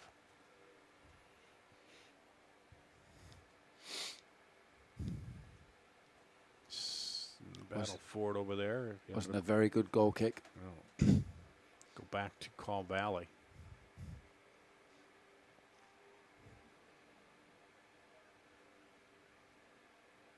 Bartlett. Wide to Larich.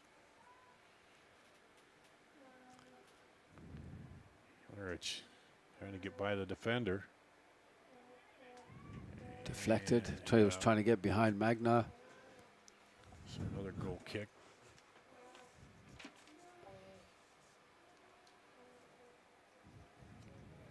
Their fifth goal kick of the second half.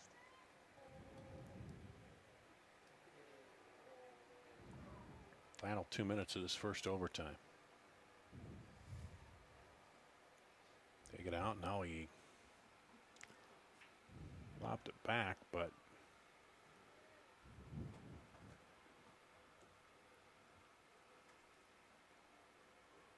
a foul's called back there. And it'll be a free kick. Mateo just trying to help himself up. Took one to the side of the leg, I think. Yeah. And gets up and tries to pull those little rubber things off. When you're sweating, they got to be sticking to your jersey and skin a little more. Rubber pellets are a pain. Yeah. I mean, the turf's nice, but it has its disadvantages at times too. And Puna gets knocked off the ball.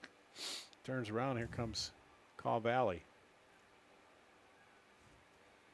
Get inside to Durbin. Durbin goes out wide to the right side. Lovely ball there by Durbin with the right foot.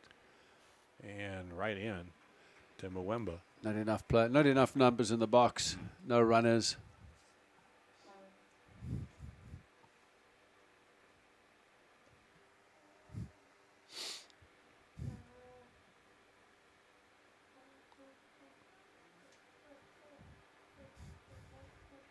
Knocked out. That'll go to Caw Valley.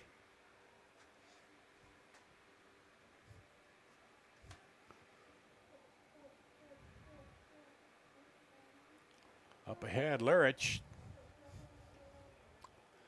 Wasn't really the ball he was looking for. Does well with it. And a goal! Now that's a goal out of nowhere, to be honest with you. But I'm just going to say what a great substitution Larich is, because he's been a threat since he's come into the game. Gets it to Visconti. Made something out of nothing on the ball that he got, getting it onto his right foot and slinging it in, and Visconti just had to guide it into the goal. Well, he could have let that just roll out the back, but as you said, it wasn't quite where he wanted it, but he set it up, looked back, and then credit Visconti for running on and him putting the ball right there. And just out of nowhere, right before the end of the first half. You see it coming in here on the replay. In there, and we're even up.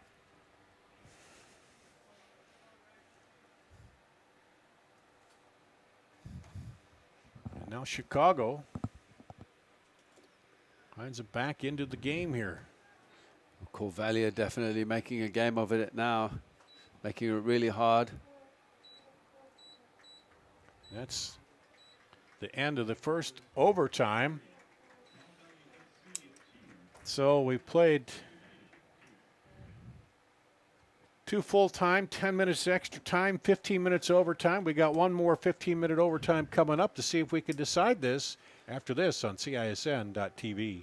Schottenkirk Waukee Chevy's Summer of Chevy Sell Down. Up to $11,000 off for 0% for 72 months on select new 19 Silverado 1500 Crew Cab LTs and RSTs. 0% for 84 months on select new 19 Silverado 1500 Double Cabs. Summer of Chevy Sell Down. Get more for your trade-in, Waukee. Up to $11,000 off 19 Silverado HDs. Schottenkirk Summer of Chevy Sell Down. Ends June 30th. Schottenkirk Chevy Waukee. WaukeeChevy.com.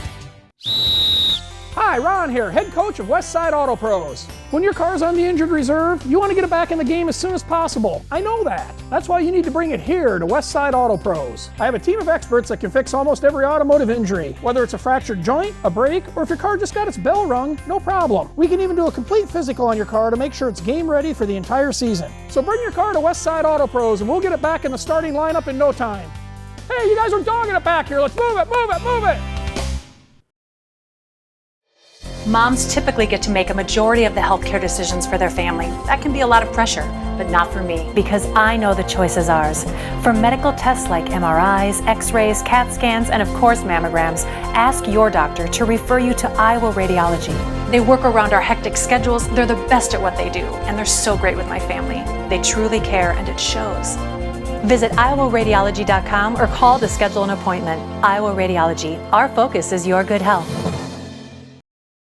Here's to everyone who believes in competition and good sportsmanship, who knows it's not about the trophies or the medals, but rather the lessons learned. For those who understand, it's not whether you win or lose, just that you give your best.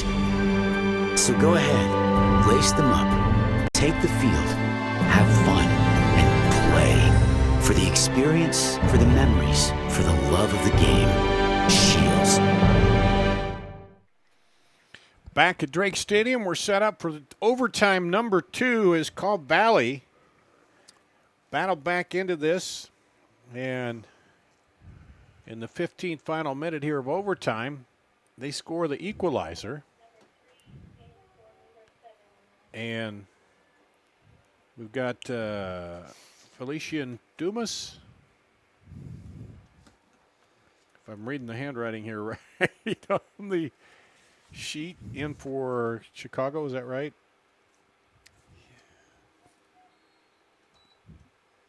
Yep. Dumas, yes. Felician Dumas.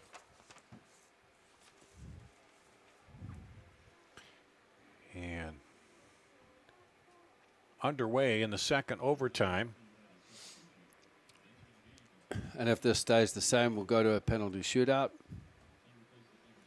Perez scored with 3 minutes into in the third minute of the overtime off the Lurich assist. And then, or excuse me, no, not off the Lurich assist. That was that Matato? And then yes. Visconti scored off the Lurich assist in the 15th minute as the first overtime was winding down, just kind of out of nowhere. Took a pass, set it up, and got it going. There's Corvallis in the gray, and the red is Chicago. Matato in there battling, and he goes down and the flag's up. And there's going to be a foul on somebody. Both players going in with a serious challenge there. And both are still down. I tell you what, Lurich has been a very effective change for Corvallis. He's been a threat coming into this game.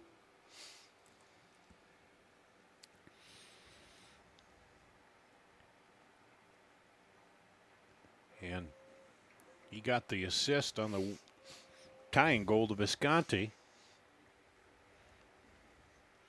was a pass that came over. Looked like it might be. Wasn't quite where he wanted. He kept working it, working around the defender, and then saw Visconti running on and fired it right in there. And Visconti was able to take it off his chest and into the goal. Now everybody's up and looks like it'll be Call Valley's free kick here.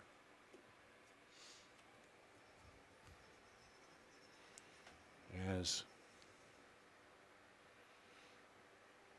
the winner will go on to face the Des Moines Menace, the winner of the Des Moines Menace and Flint City. And the other semifinal that, if this one ever ends, we'll get to. Could be here all night. That's for sure. Yeah. And back underway.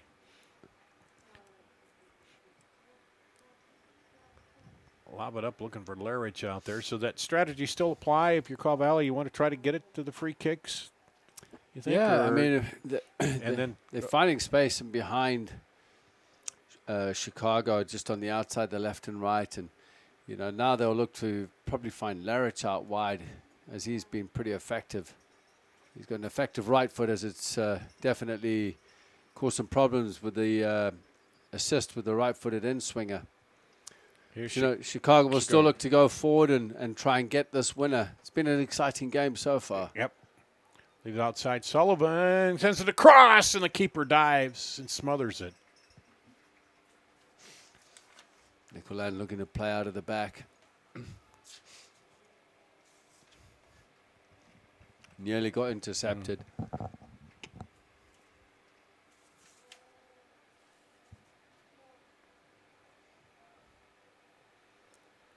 And Call Valley now. Bring him back. Lobbed it up there and just over the head of Durbin. Now there's Durbin with it. Durbin sneaks it out to the left. And Larich. And he'll run it down. Drop it off. Not just Durbin's being pushed into a center forward position. And Call Valley takes it back up ahead, and that'll come in. The keeper will come out. Wemby on the slide, and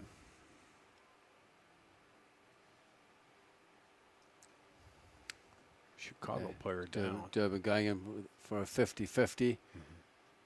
Mateo goes down, but he gets up now. He's up now. He's ready to go. Not too happy with Durbin, though. No. Feels like he was fouled.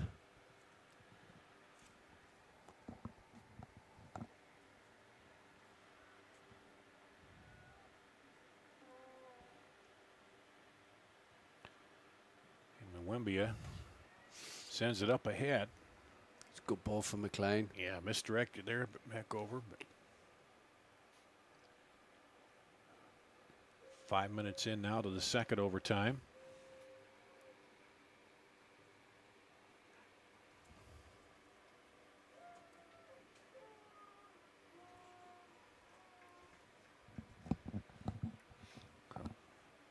Wildly scoring here, coming late in the in the clock, you know. Yeah, it was, after an extra time at the end of the first half, and then 84th minute, the end of the second half.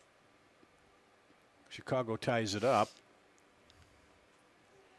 except for that other goal. Now back in there again.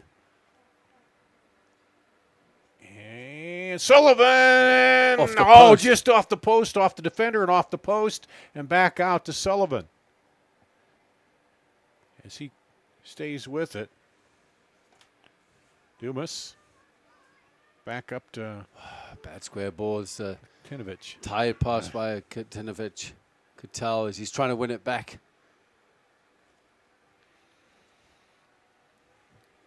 It's Call Valley. Got lots of space here going forward now.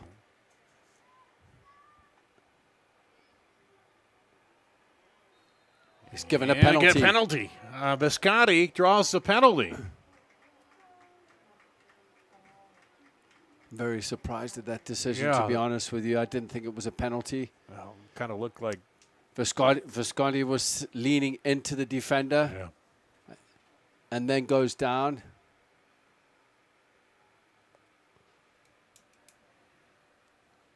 Well, that's how Call Valley got on the board to start this. A handball now. Visconti draws the penalty here.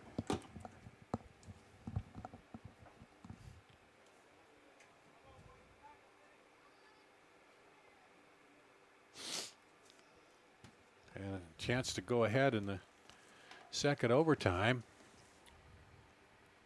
And it's in. It's a good penalty, though, as well. Slight look to the goalkeepers. By Lettner. Left and went the opposite way, did Lettner. 2 penalties in the game. Personally, I didn't think it was a penalty, but the official had a closer view of it. But yeah, from up here, it didn't look like it was that much, did it? Visconti was actually leaning into the defender at the time. And that's the thing, especially they've been trying to sell that so much that, but as you say, the referee's right there. And now Cavalli up 3-2. Here in the second overtime with about 7 minutes remaining.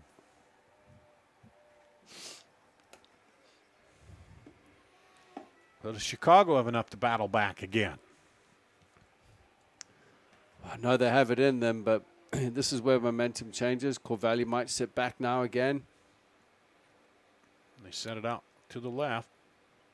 And a takedown there. That's outside the box as Machado goes down. And then you think back to that one of Sullivan off the defender, just off the post, you know. That just inches there from them taking the lead. Yeah, just end to end. I mean, it goes one way, it's off the post. Next thing it's a penalty on the other side, on the other side of the pitch. So here's the free kick for Chicago.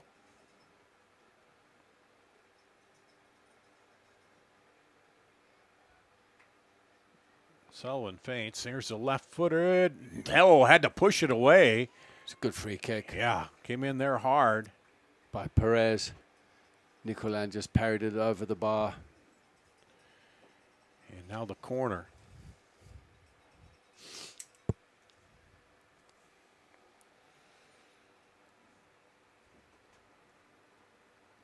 Chicago trying to even it up once again.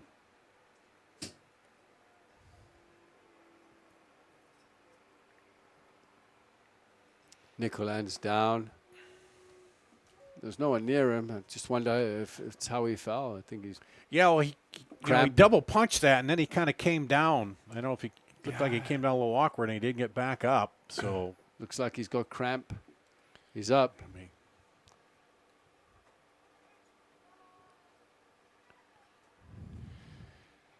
So Perez will set it up for the corner. 5 minutes to play here in the second overtime. Chicago needing a goal to even it up again. Swings in and out. Looked like there was a little flick on there by Katinovic. Yeah. Just going past the post.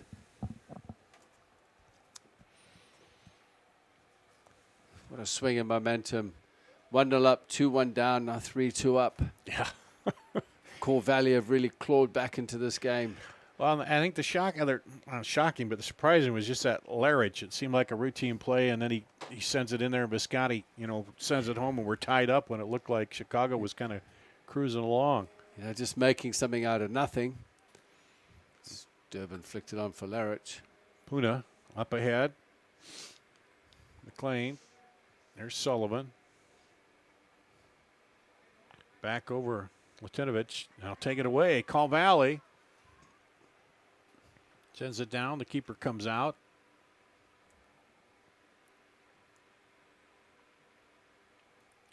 Latinovic sends it out wide. Looking in there, and that'll be a corner. Second corner here in the second overtime for Chicago. Perez back over there.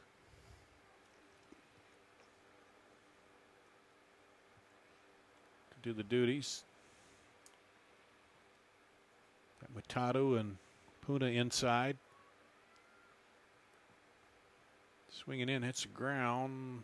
Sullivan Lobs it up, looking somebody to head it in, and it's a little short. And Nikolai just wastes a bit of time going to ground. Falls down. So we go to 3 minutes remaining here in the second overtime. Chicago needing a goal to even it back up again. 2 penalty kick goals by Caw Valley. One on a handball, one on a penalty down the other end. Here inside. Perez still going and has it taken away. Dumas now.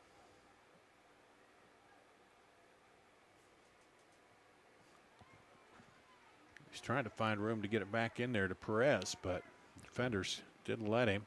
Lerich has to go on his own. He has no support. He's done well, though. All the way up. Nothing else wasting time. Takes it in. Oh, and across. And that was just outside, but he had somebody running on too, just a little too much. So yeah, there was enough cover, I think, on the far post. He had to play that type of ball. Might have just gone for goal himself, to be honest with you. I think he was trying to pass it. Oh, what a fantastic ball there. Matana. And that goes out to Chicago. Okay, Matatu with a great run. Yeah. Looking to cut the ball back again. Perez was lurking. Final 2 minutes here. Second overtime. Chicago needs a goal to tie it up again.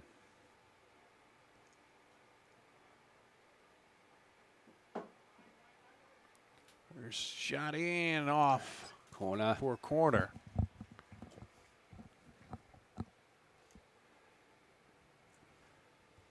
Well, here's where you try to find that best, your best option, whatever's worked best for you throughout the season and practice. Here's where you need it on this corner, this set piece. Throw some extra numbers forward. It might as well take a chance. Minute left of regulation, extra time. Get the keeper all the way up almost to the half.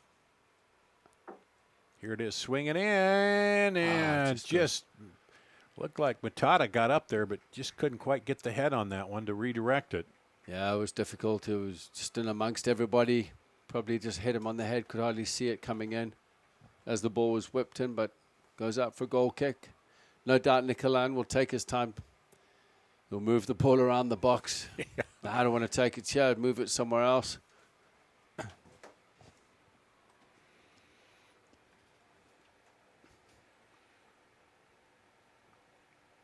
Finally, he boots it out with 17 seconds to go in the overtime. And then they'll just send it the other way. And that Mwembe isn't going to take that long to get it into play. Now it's just a matter of what's allocated time. Yeah, what's left. Haven't had an indication yet. Chicago now will just look to get that ball forward at any chance they get. And it'll go back to Caw Valley.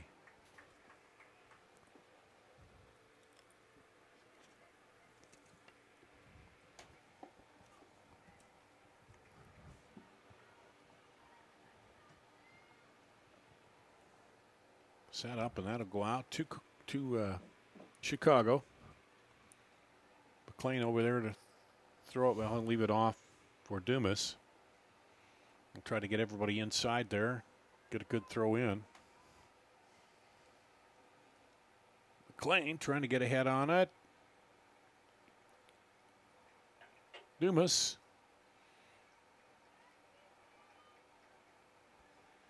Back up top.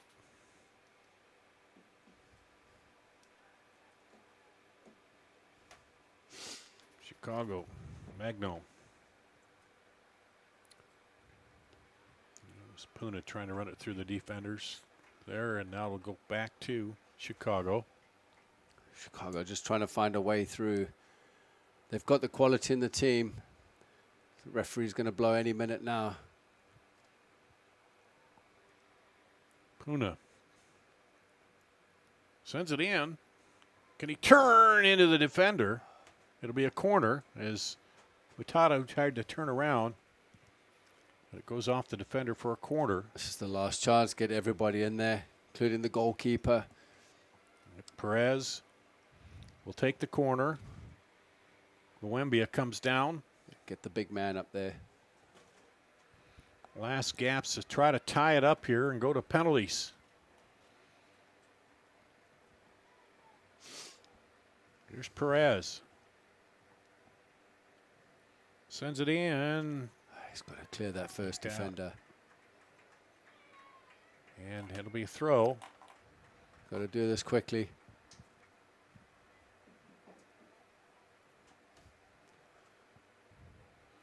Lob it up. Rattling around, up in there.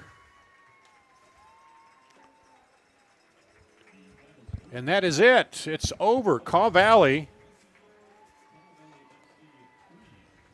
3-2, upsetting Chicago, the higher seed here.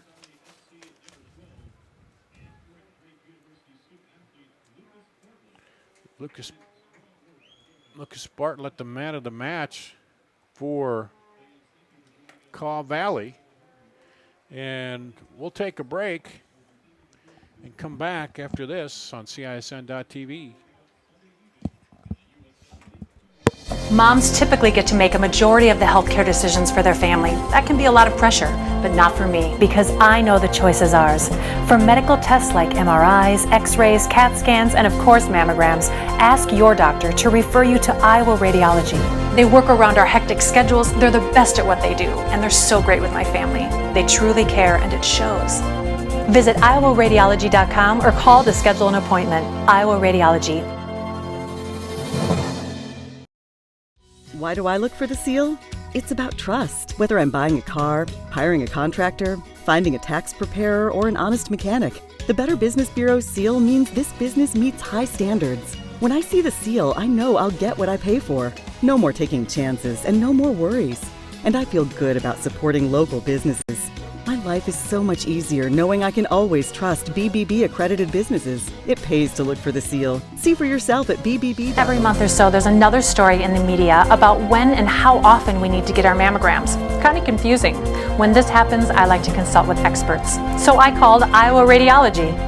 They recommend women get an annual mammogram starting at age 40. They know that it's the best way to detect cancers early and save lives. And that's good enough for me. Visit iowaradiology.com or call to schedule your mammogram. Iowa Radiology, our focus is your good health. MidAmerican Energy and you, together partnering to change the energy landscape by pioneering money-saving, energy efficiency programs and building a new industry in Iowa, wind energy, all while keeping your rates low. So what's next?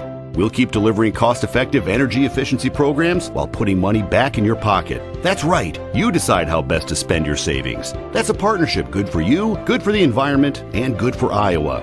Another way we're obsessively, relentlessly at your service. Back here at Drake Stadium, Darn Danielson, the final here. Caw Valley over Chicago, 3-2.